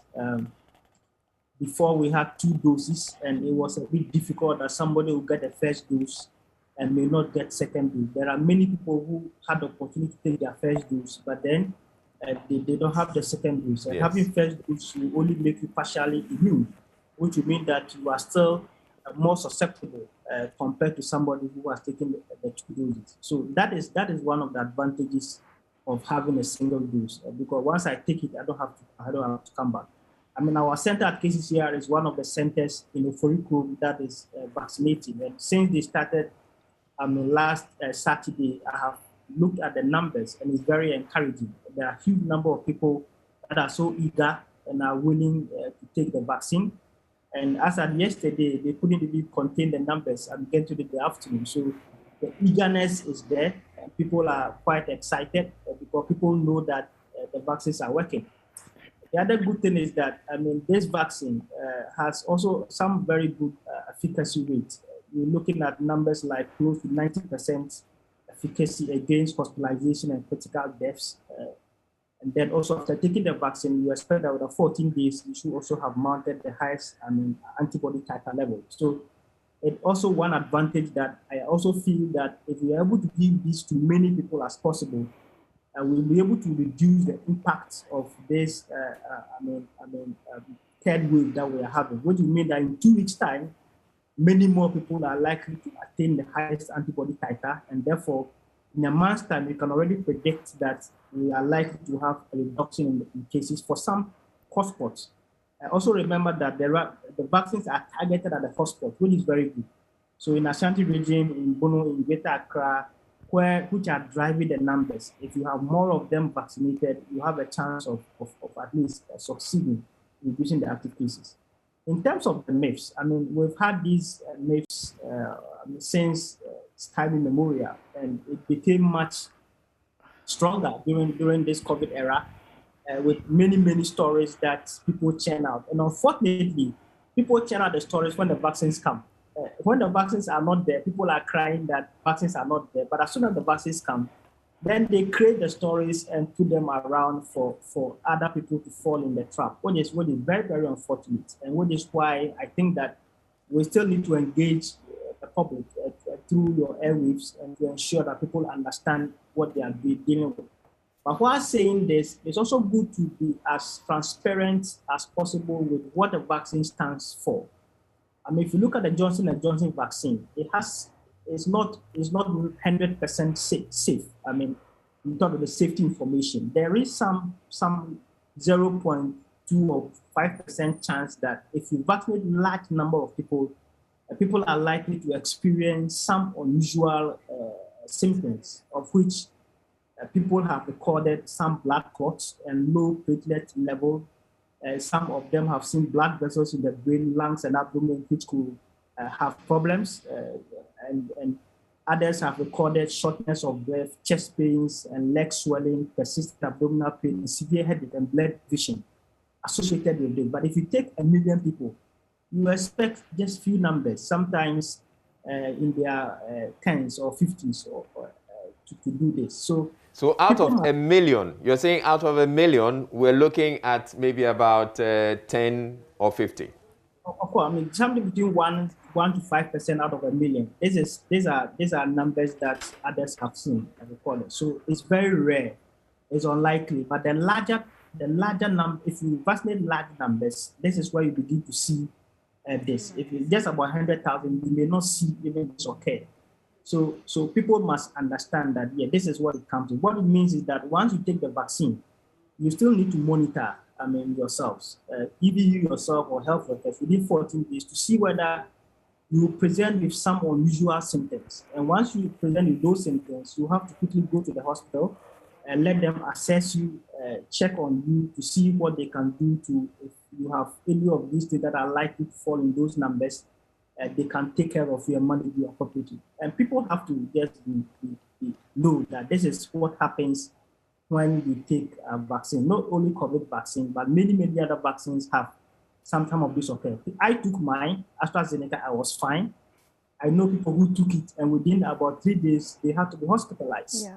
And they had to be given some infusions before they got better. Johnson & Johnson, I know people who have taken it, they are fine. Others took it, and then the next day they couldn't wake up. They had body pains, body weakness. Others said they have neck pains and all that. And this is what comes with it. So once we're able to track it and understand how to manage it, we can deal with it. So whilst communicating, this is good. 99%, you are sure that this is safe and can work for us. But there are cases where 1 or 2 or 3 people may have something that falls outside the normal range. And for such people, I think it's good to let them understand and know how best we can deal with it and handle it such that they don't experience any untoward events because of that. I know the FDA is working around this, and I also know that various clinicians are collecting data that they can help all of us to understand how this plays out in our region. I also understand that, a lot of the trials have been done in the Western world and also some part of South Africa and other few countries. As we give out these vaccines, we are also learning how it plays out within the African continent. And how we respond to vaccines is not exactly the same way somebody in the Western world will also respond. So we are all learning to know how we will respond. It can be better than the Western world, but it could also be that we may have some peculiar population characteristics that will go along our own vaccine. So this is what I think we have to let people know and understand, so that when 1 or 2 people experience this, they don't say that the whole thing is not good, but then we will be able to quickly respond, manage them well, and to get them through the system. These are a few comments that. All right, Dr. Michael Usu, the adverse effects that you're talking about, for instance, the blood clots, has it ever been established that these people who had the blood clots, it was because of the vaccines they took? Well, this is something that I believe the epidemiologists will have some good understanding of. Trying to understand what you mean by adverse drug events and also associated illness as a result of vaccine is not that easy. Ideally, you are supposed to measure, if it's blood clot, you want to look at the baseline data. What is the prevalence or incidence of blood clots in the population in people who have not taken the vaccine? And then after taking the vaccine, what is the incidence of blood clot? You have to measure these two and extrapolate what we call the probability that somebody will experience this as a result of the vaccine. So most of the times, you don't want to come out and say that the vaccine is causing blood clots. You want to see these are things that people you are seeing as a result of those who have taken it. But to have a causality or to associate what we call a plausible biological cause to the vaccine, a lot has to be done. You need to collect data, be able to measure and look at the prevalence between these two before and after the vaccine, be able to document, take your clinical information to establish clearly, because people may have tendency of blood clot before taking the vaccine. It's also possible, those who are elderly. So to say that he had blood clot because of vaccine is not. But then if you are churning out, if you are giving out vaccine to large numbers and even experience some events as part of good standard practice, you record these events and you have to put them in as part of your drug research and let people understand, so that if it happens, you don't just say that you are not told, but it is something that will come out. So we don't have much information. More data is being gathered, and I think as we gather more data, we can be able to have an understanding of how this happens, and then we can look to work at it. For now, I can't say it is because of the vaccine, because the data is limited. But I think after giving our large doses, clinically we can collect information and measure these rates and have some understanding of whether this is due to the vaccine or this is an unusual occurrence that is in the people even before they took the vaccine. This is what we're talking about. Now, what I want us to talk about next has to do with the vaccine rollout and what is happening in Israel, where they're having an increasing number of cases, even though they're one of the countries that has done so well when it comes to vaccinations. But anyone has a question for you, Dr. Michael Usu. Okay, so Dr. Usu, just to clarify for us, how long does this vaccine offer protection for? Well, for data out there for AstraZeneca, for Johnson & Johnson, for Pfizer, people are looking at something between 6 months to 9 months for antibody titer level. This is why many countries are calling for booster doses, which the WHO is highly against, because if other countries don't have the vaccine, why do you call for booster? So it is possible that even for those of us who took the AstraZeneca 2 shots, if you are to measure our antibody titer level in 6 months after taking the second dose, you are likely to have a decline in the antibody titer. But you can tell better maybe after 12 months. So if after 12 months you begin to experience a new wave among those who have taken the vaccine, it just tells you that the antibody level has going down, and therefore you may have to put in another vaccine to deal with it. This virus is going to behave like in the influenza virus, where you have antigen shifts and drifts, said that every year you have to introduce new influenza vaccines to cover the scope of changing mutations that come along with the virus. So it's not going to be different. And coronavirus is about over 30,000 base pairs. That very, very long. And therefore, you can't stop mutations. Mutations will always occur. So if Delta variants come and you realize that they have reduced the neutralizing antibody level for those who take the vaccine, you must expand the scope of the vaccine to cover these changing variants. So I expect that in a year's time, we should have an upgraded versions of vaccines that should be covering mutations to go along. And it's possible that every year you may have to be taking booster doses that have much wider coverage so that we'll be able to protect the population for a long period, like we are seeing for influenza. If we're also lucky, it may become like a seasonal flu. And as we speak now, there are 4 human coronaviruses that are seasonal. The 229E and the OC43, H21. We always see them 5% among children who experience respiratory illness. So it is possible that you may not need a booster, but then it may become like a seasonal flu where every year though people develop cold and people may have mild disease, some may be hospitalized, but then this will be minimal so that you may not need a population vaccination strategy to deal with it. So for now, I think 6 months to 9 months looks like what people are looking at. But then we need to study the data and to collect blood samples after 6 months and 9 months to measure before we can properly see how this will play out. Okay. I was asking because as Ghanaians, we're quite used to having vaccines that are for a long time. So, measles, BCG, they're lifelong vaccines. And so I spoke to a lot of people and I realized that people actually think that this gives you immunity for, pretty much life. But 6 to 9 months means that you really need to watch when you have the vaccine and when that time elapses so that they are vulnerable again, or a lot more vulnerable to catching it.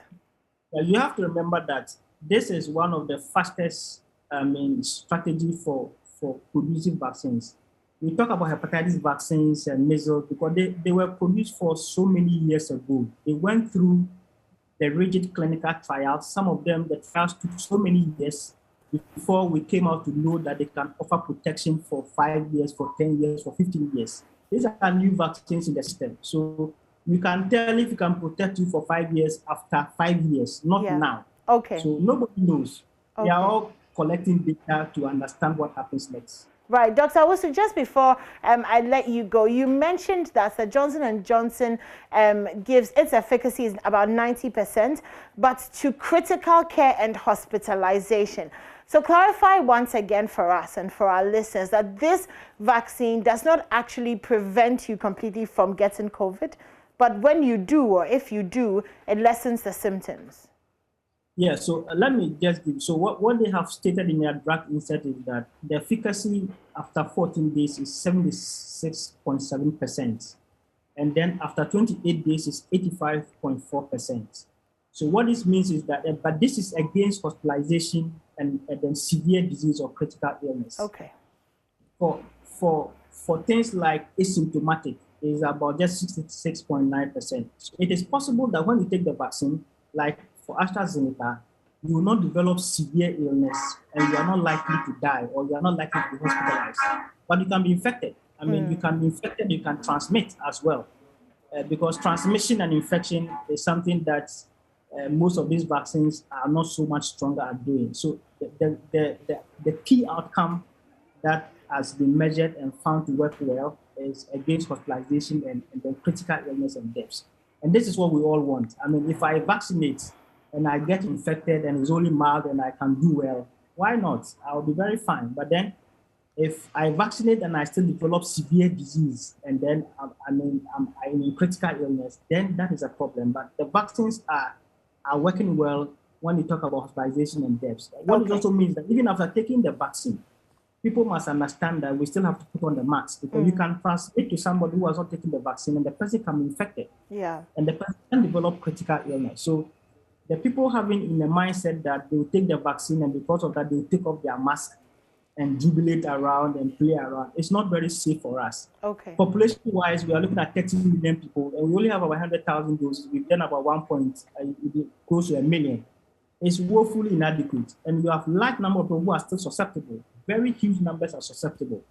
And those who are vaccinated can still become reservoirs for infecting the many susceptible populations that are around if they don't mask up. And this can contribute to further waves that will come. So until you hit your 70% herd immunity, this is where you can take off your mask and go to your stadiums and play around. But for now, you cannot advise that people should take vaccines and just do what they are doing. Okay. They will just put that people's life at risk. All right, sure. Okay, all right. All right, I want to bring in Professor Alfred Yorsing and Dr. Adumaku Boateng on the conversation about vaccines and the myths. Prof, do you have any thoughts to share as far as these myths on vaccines are concerned? Yes, as the previous speaker said, these myths have been with us since we started a vaccination program in Ghana somewhere in the 1978. And for every child, before the child is a year old, they take about 13 different antigens. And these are things that we've been doing over years, 40 years plus. So we need to get the public to be confident that these myths only come about whenever we are going to introduce new vaccines. It came when we were introducing the malaria vaccine. It came when we were introducing the meningitis A vaccine. Every time the program wants to introduce a new vaccine, these things come up. And at the end of the day, all the myths about men being impotent, women being infertile, and wanting to curtail the progression of our generation. We've been vaccinating for 40 years. Our men are still potent. Our women are still giving birth. So some of these things, we should treat it as myths, as you rightly call it, and then look at the benefits of the process, as we have said. If it is going to protect a large number of our population from getting severely sick and preventing death, I must emphasize that data from the treatment centers, irrespective of time, as to whether data has been captured in real time or not, we have seen clinicians have seen death rate increasing. In Kolebu, we see it, in East, we see it, and we see that the Delta variant compared to the previous Alpha 1, the death rates are not the same, regardless of the time space you look at it. And that is why we need to educate the public.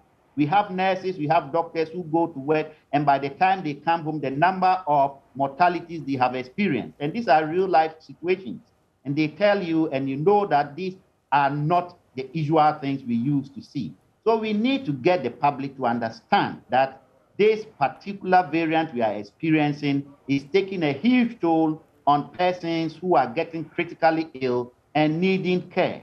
And therefore, despite the myth, as we say, COVID waits for no man. If you have opportunity to vaccinate, it is important to vaccinate. We've seen that those who have vaccinated relatively, if you look at the critically ill and the persons who are passing, you see that the toll is higher in those who have not been vaccinated, and then relatively lower for those who have got only one vaccine, and then for those who have had the double vaccine.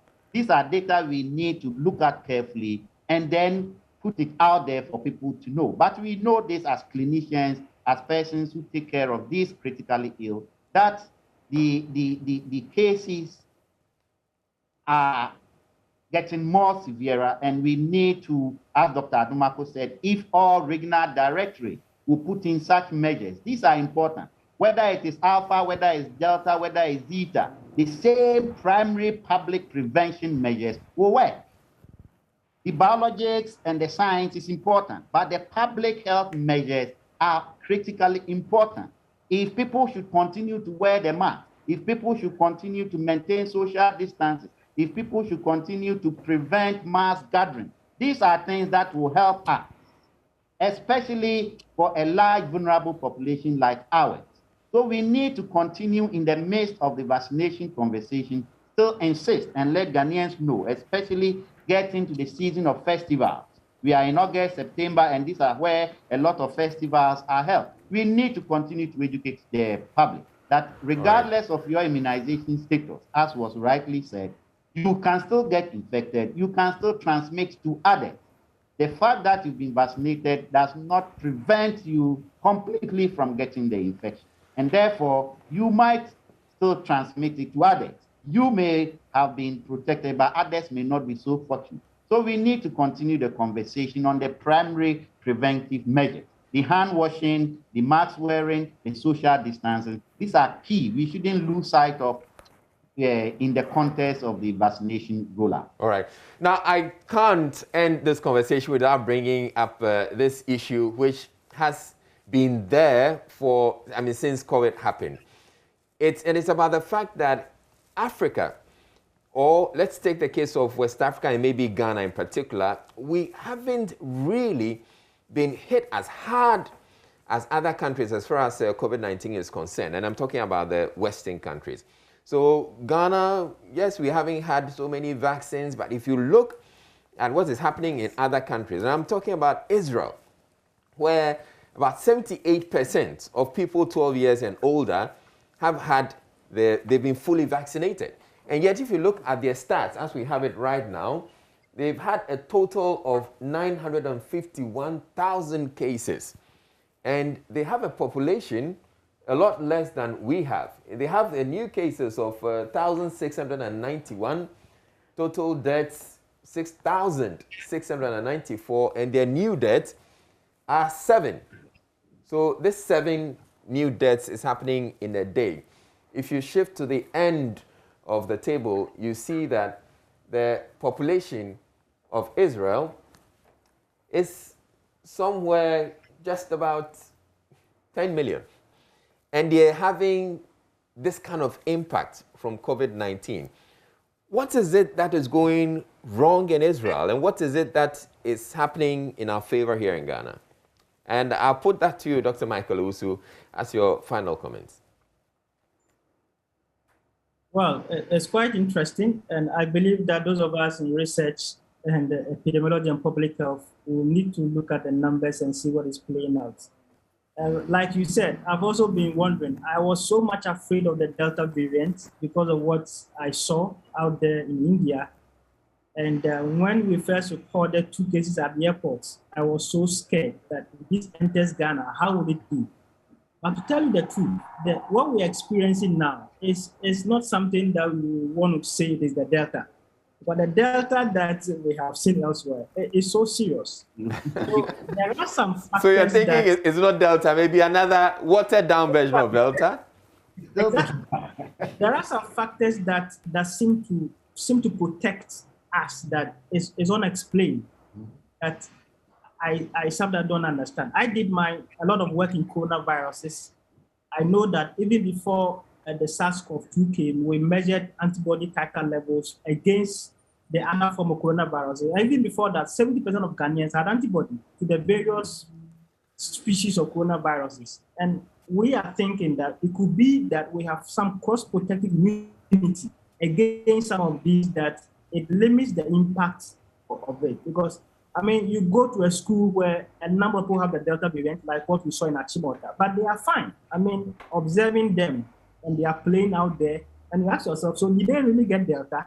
So I think that is a question for researchers. I can't say it all, but I think we have to collect some data and know why, when these things hit our country, the impact is not like we see elsewhere.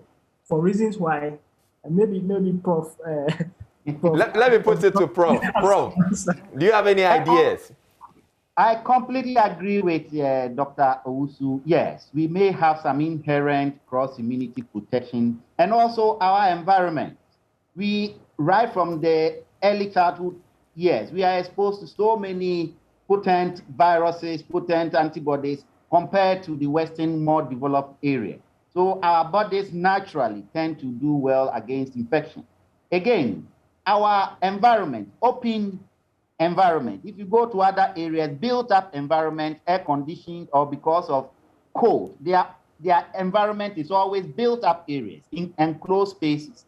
Ours is relatively very open areas, free movement of air. So all these ones are part of what we believe. And as Dr. Owusu rightly said, we need to investigate more. But there is something that is going for us. And once it is going for us, we are not we will encourage whatever is continuing to protect us to do so, and whatever we are doing in that regard, so that we continue on that trajectory. And we are quite happy with that. We need to investigate and see really what the factors are. But something really is going for us.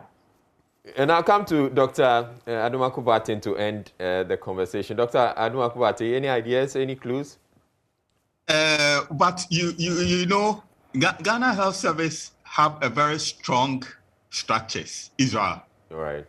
A lot of people don't know. If you talk about public health measures, I mean, remember, kindly cast your mind back at the beginning of the pandemic, as Ghana was acclaimed as one of the best countries to manage this very well. Look, is it because of something we did or something going in our favor and we have no control over? It's likely. It's likely. But the other thing that I also want to add about is the deaths. You know, for when people get the disease, the severe forms and critical cases, they are difficult to manage. So even if your cases are going down, the deaths are going to go higher for some time before it comes down. All right. So whatever we are seeing, the deaths that we are seeing is not commensurate with the cases. It's because of what happened earlier on. Okay. Remember that Delta is able to infect, if you look at the rule, it's able to infect a lot more people. Therefore, a lot susceptible people are infected. So when we get that severe and critical cases, you see, your cases will come down, but the deaths are going to go on for a longer time. But as I agree with Prof and the others, in fact, we have done other studies that we have seen that people are doing something which is more protective. And we still have to look for that. When we did a study in Bono East, we saw that there are other factors that other people are doing that is protecting them from getting the COVID. So we are also trying to look at that, but something is actually helping and playing on our side. Thank you. All right. Thank you very much to you, Professor Alfred Yorsing, and to you, Dr. Adumaku Boateng, and to you as well, Dr. Michael Owusu of KCCR, for joining us in this conversation. You have a wonderful day to you. Thank you.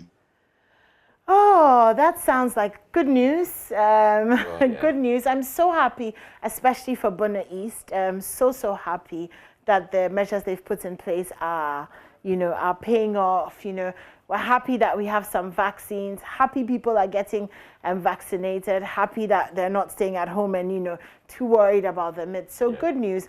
My biggest concern, though, is the length of time that it offers protection for, because it feels like, well, next year by this time, we'll be doing the same thing, having the same conversations. But hey, at least we live to fight another day.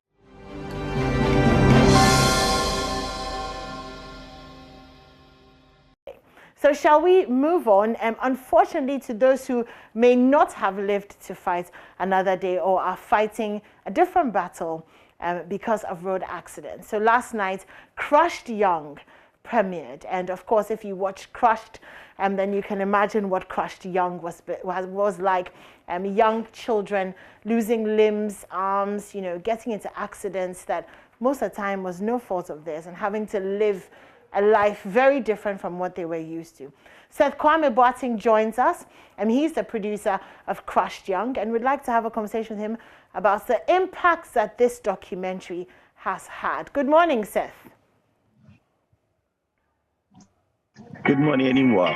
Congratulations once again for such amazing work, as always. And the thing that we love about the work that you do, Seth, is that it makes such an impact on lives. And, you know, we know how you shake this nation with these documentaries, and we're really hoping that this one will be one of those that has far-reaching consequences. But so far, what have the reactions been like to the documentary? I am particularly excited about the help that we're getting for some of the characters I featured in the documentary. So let's take Moses and Peter, for example. Yesterday at the event center, the MP for Ejiso, who is also Deputy Finance Minister, promised to get prosthesis for the two. So Moses is going to have prosthesis for 2 prosthesis. No, Peter is going to get 2, Moses is going to get 1, and I'm happy about it. I spoke to the MP for, what is it? One of the sticker, that is the MP for Inshires. He was also at the place yesterday. He's given us 1,000 blocks. So I'm going to pick the blocks up and take to the site. We have Mr. Palu, one of the former presidential candidates. He's supplying us all the sand and stones that we need for the construction. So I'm happy about it. But aside that, people are still talking about it. In fact, this morning, I've received a number of calls from people who either watched on TV yesterday or those who came to the Kumasi Mall and joined us to see the documentary. 1, they're excited about it. 2, but they are emotional and they are sad that we are doing these things to the little ones, that those we call our future leaders. We are doing this to them. And I remember yesterday it came up strongly how we appear to have failed the children in this country, because we are looking on for them to either die or for them to get permanently injured. And it's an issue. I'm happy the way people are talking about it, and I believe that it's going to inform how people drive today, especially where you find children. And aside this, I'm also excited about how parents are learning lessons that under no circumstances must you leave your 6-year-old, 7-year-old, 10-year-old child to go to school alone, knowing very well that where the child is going to school, he would have to cross some roads, and it's an issue. And because the data that we got from the Building and Road Research Institute, which suggested 310 children die every year in Ghana, it's confirmed that most of them are school children. And because of their diminutive in sizes, it's difficult for drivers to locate them when they are by the roadside or when they are crossing. So it's an issue, and I'm happy that people are still talking about it, and we have all learned our lessons. Okay, so Seth, you know, apart from getting help for Moses and Peter, you know, and people being emotive in the moment, how do you feel like moving forward we can make these documentaries have an impact that lasts beyond the emotions, you know, and just the help that will be given to these victims? How do we make sure that the impact is lasting?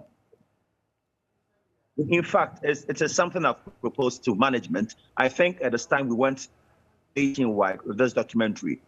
We should start visiting, doing regional tours where we can premiere this documentary. Even the first one and the second one. Yesterday, what did the trick for us? Yesterday was before the event itself, we showed the first crash documentary.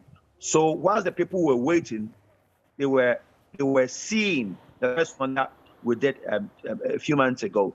So I've proposed to management that if we could get sponsorship, and if you're listening to us and you want to help, I think at this time we went around the country with this documentary and showed to all Ghanaians. And aside this, I'm sure, like we got the help we got during the first premiere. If companies can come on board and help us take this to lorry parks, because it's expensive when you have to do outdoors. If they want to help us or partners take these documentaries to parks across the country, then visit schools across the country, I think it's going to help us. So that is the plan I've proposed to management, and I'm sure that we're going to get support and get this done. All right, good job, Seth. That sounds like a brilliant plan. If you haven't watched it, you should catch up on it. You can also find it on YouTube on the JoyNews channel as well, so that you can see the impact of the way that you drive. the impact that it has on other people, on those who use the streets. And I'm looking forward to see this documentary in a lot of the lorry parks and the stations and all of that, so that drivers can really acknowledge and see that driving carelessly is not really about getting to where you want to get to quickly. You could actually kill someone in the process, end a life, change a life, and not in a positive way. So once again, thank you. Sure, Seth, go ahead. Is Israel there? Yes, Israel is here. Hi, Israel. Good morning. Good morning, and congratulations to you on a good job. Anima is talking about how the impact of people driving carelessly is having on people.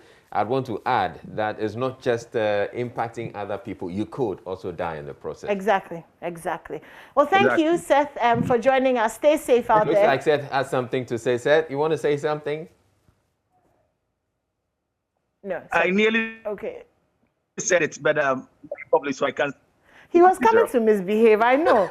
He was coming to worry you. You don't like. Okay, Seth. Thank you very much, and keep up with the good job. We're taking a break here on the AM show. We have more coming. But when we come back, we'll be showing you a video of Israel buying cocoa, so that you can't believe. I'm just kidding. When we come back, Ivy brings us the showbiz news. Don't go anywhere.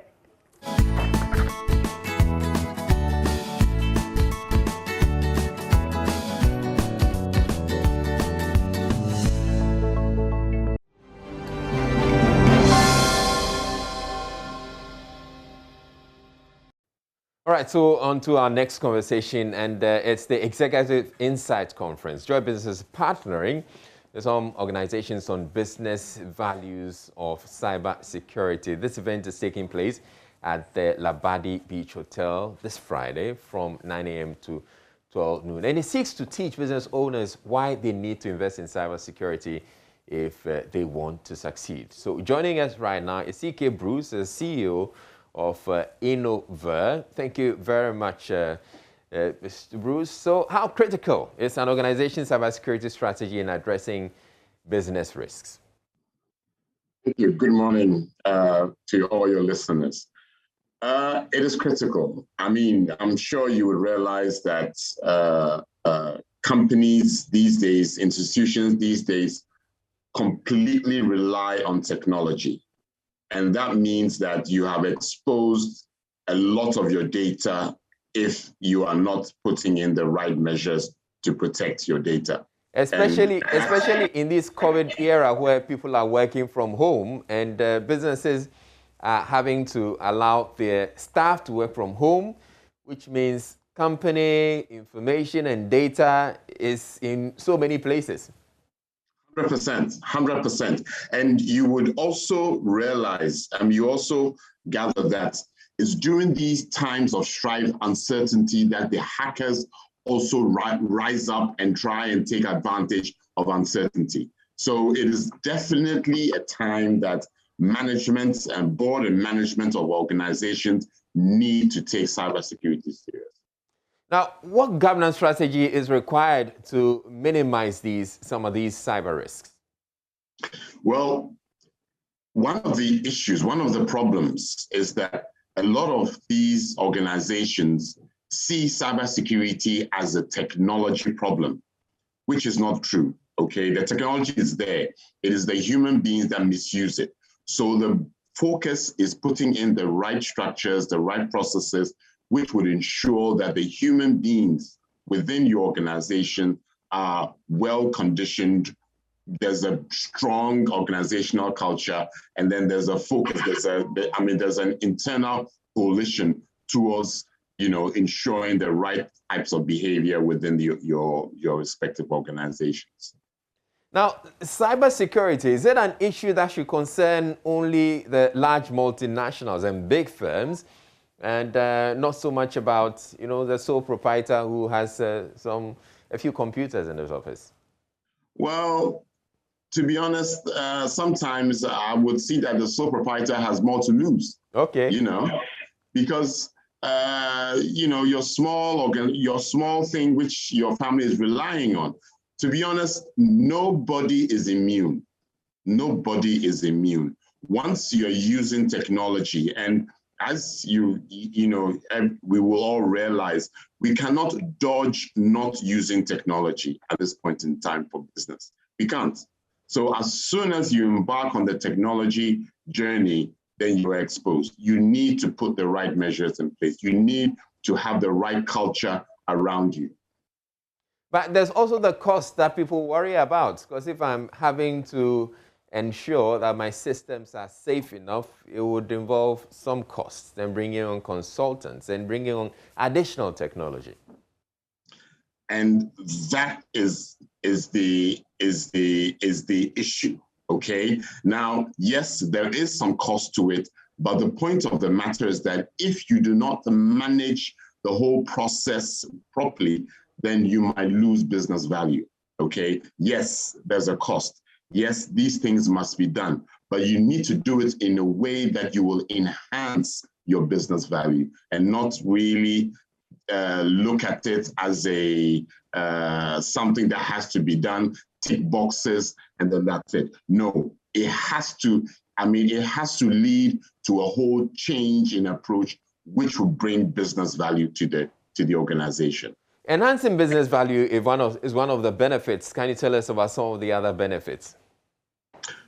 Well, one thing that's, organizing yourself in preparation for cybersecurity is that it brings structure, it brings organization to the institution, okay? One of the problems that hackers and fraudsters can exploit are loopholes and gaps in the various processes within your organization. Okay, so it's a critical value that all these things are well organized within your organization, so that the loopholes, the gaps, the opportunities for social engineering are fully eliminated. This produces a strong fabric within your company. What do you tell businesses who are wondering, how do we stay current on the cyber threats landscape? You see, it's interesting for you to ask that. One of the ways to stay current is to have an effective risk management capability, okay? One of the fundamentals in a risk management process is, scanning your environment, ensuring that the changes in your environment are known to you, so that you can ensure that emerging risks, things that are happening in your environment, you are in the position to mitigate or to treat or to respond to those changes in your environment. So having an adequate risk management capability is critical. It's very, very important to stay current. Now, these business executives, and indeed for this conference that you're having, is it just the business executives you're expecting to participate, or what sort of level of, who are the people you're expecting to be at this? Well, you see, I'm sure you've heard the adage that the tone at the top. If you want to have an impact on the culture of the organization, if you really want things to change in a certain direction, then it really needs to start at the top. So it is imperative that members of the board, executive management, fully understand these critical topics. You see, hitherto companies have been pushing it away to the technical team, and that is the error, and that is the mistake. Okay, the management board has to take a leading role. Very much leadership from the very top to be able to ensure that their organizations are well protected. So we're expecting to see top management, top board members, and it's great to have the board chairs there so that they can lead and ensure that this topic, this subject is always on the agenda of board and executive management meetings. And what should they expect when they get to this conference? They should expect a fantastic set of presentations. We have a great panel of experienced professionals who are going to talk about, who are going to give off their experiences in various aspects, all peripherally related to cybersecurity. So expect a very high level, very invigorating discussions and conversations. Should they expect to be walking away with packages that address cybersecurity? 100%, 100%. I expect them to have a better appreciation of what the issues are and how they can ensure that they are making the right moves, the right decisions, asking the right questions of their respective teams and ensuring that they are well protected. Without the board asking the right questions, it would be very difficult for any institution to be fully protected from cyber threats. CK Bruce, CEO of Innova, thank you very much. And you say the conference again is this Friday, right? It's this Friday at La Beach Hotel at 9 o'clock in the morning. Okay, thank you very much. You have a wonderful day. Now, there's also some bit of information I need to share with you. The Ghana National Chamber of Commerce and Industry, in partnership with GIZ, UNIDO, Ghana Enterprises Agency, formerly NBSSI, Joy Business, KPMG, IFC, Standard Chartered Bank, and Bank of Africa is organizing the Chamber SME Business Forum under the theme, Redefining Business Success, the case of SMEs in Ghana. The purpose of the forum, a quarterly event, is to provide a high-level platform to deliberate on topical issues and make policy recommendations relating to the sustainable growth and development of SMEs in Ghana, as well as explore new business partnerships. The president of the chamber, Mr. Clement Osaya-Marco, will host Mrs. Koshi Yankee Aye, Executive Director, Ghana Enterprises Agency, Dr. Samuel Opfrimpong Boateng, CEO, Afridec Ghana Limited, and City Africa. Ms. Felicia Chumesi, CEO, Home Foods Processing, Mr. Kobi Anda, MD, Bank of Africa, Mr. Arejit Kumar Roy, Business Head, ERP IPMC, Mr. Frederick Jamra Owusu UNIDO, Mr. Jonathan Luther, Senior Manager KPMG, Mr. Dod Seidu, Consultant GIZ and IFC. The Minister of Trade and Industry, Honorable Alan Chamating, is a special guest of honor with Honorable Mrs. Akosia Frema-Sopari, Chief of Staff Office of the President, as the keynote speaker. The event comes off on Wednesday, August 25, 2021 at 9 a.m. and the venue is La Palm Royal Beach Hotel, Accra. You're warmly invited to join other distinguished industry players and policymakers to discuss the strategies critical for building business value resilience and sustainability, as well as explore new business partnerships. For more information and reservation, please call Brigitta on 050-126-0141. I'll go over the number again for Brigitta, 050-126-0141, or Nathan on 050-151-0499. Nathan again can be reached on 050-151-0499. The contribution to costs is 200 Ghana cedis. You're still on the AM show. We're taking a break. After the break, we're bringing you Showbiz. IB will be joining us. Stay tuned.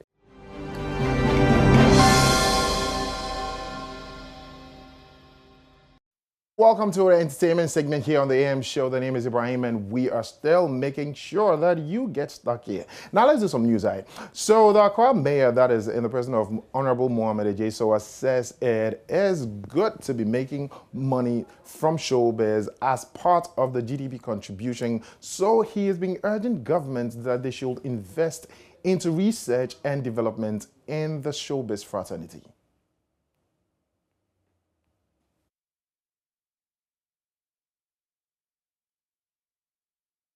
On its own, and what we don't do in this country often is a collection of data. I'm sure if you have collected enough data, that will point to a certain direction, and decision makers will be influence based on the data. One of the key things that I do since I assumed office, and I was advised by Michael Bloomberg, former mayor of New York, that don't take decisions without data in front of you. So data mining is a key attribute of my administration.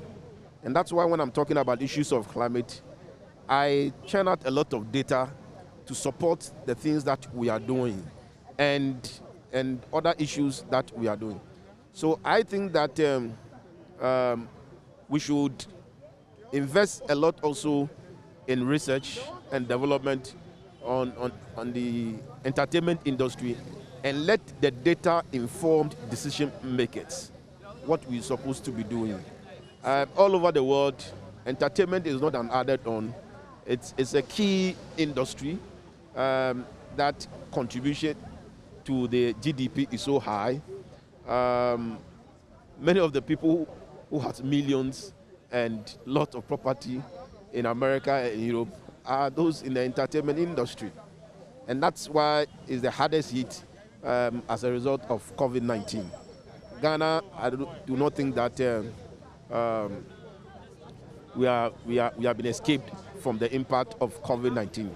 And for me, we continue to work hard towards making sure that we support the entertainment industry.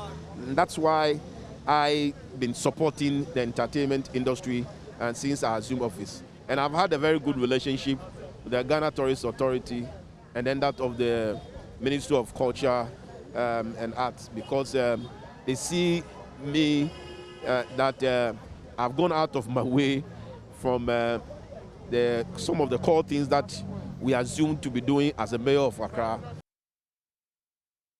And that was Honorable Mohamed Ejay. So now let's still stay with entertainment. Yeah. All right. Thank you very much, IB. Yes, thank you very much, IB. Bring us showbiz. Before we go, okay. There's this, we're having a conversation earlier about COVID and how Israel has done so well by vaccinating so many people. 78% of the population have been fully vaccinated. And Ghana, where we have, what, less than 1% of the people vaccinated. The Center for Disease Control in the U.S. has issued a travel advisory. Oh, wow, okay. And I'll share with you the two advisories on Israel and Ghana. So this is the the travel advisory on Israel. On Israel. Level 4, very high level of COVID-19 in Israel. So they're saying avoid travel to Israel. Okay. If you must travel to Israel, make sure you're fully vaccinated before you travel, and then goes on. Let's see the one for Ghana. So when it comes to Ghana, you would indicate that, so for Israel, it's level 4. It's level 4. So that's high, very high level of COVID-19 in Israel, which has vaccinated 78% of the population. Okay. So let's look for the one on Israel. And on Ghana. On Ghana, and that pops up. So level 2. These are the level 2 countries. So you go in there, and Angola, it goes down, down, down, and Ghana is on level 2. Okay. Which is impressive. Which is impressive. Wow. Absolutely. Which is impressive. What else is impressive? This video, which Israel is trying to not let us play, but we are going to play it. Have a fantastic day. You're going to buy cocoa. Have a fantastic day. This has been the AM show. And this is evidence that Israel eats cocoa. Louisa, if you're watching, well, there you go. All right. See you guys tomorrow morning. Love you. Be safe.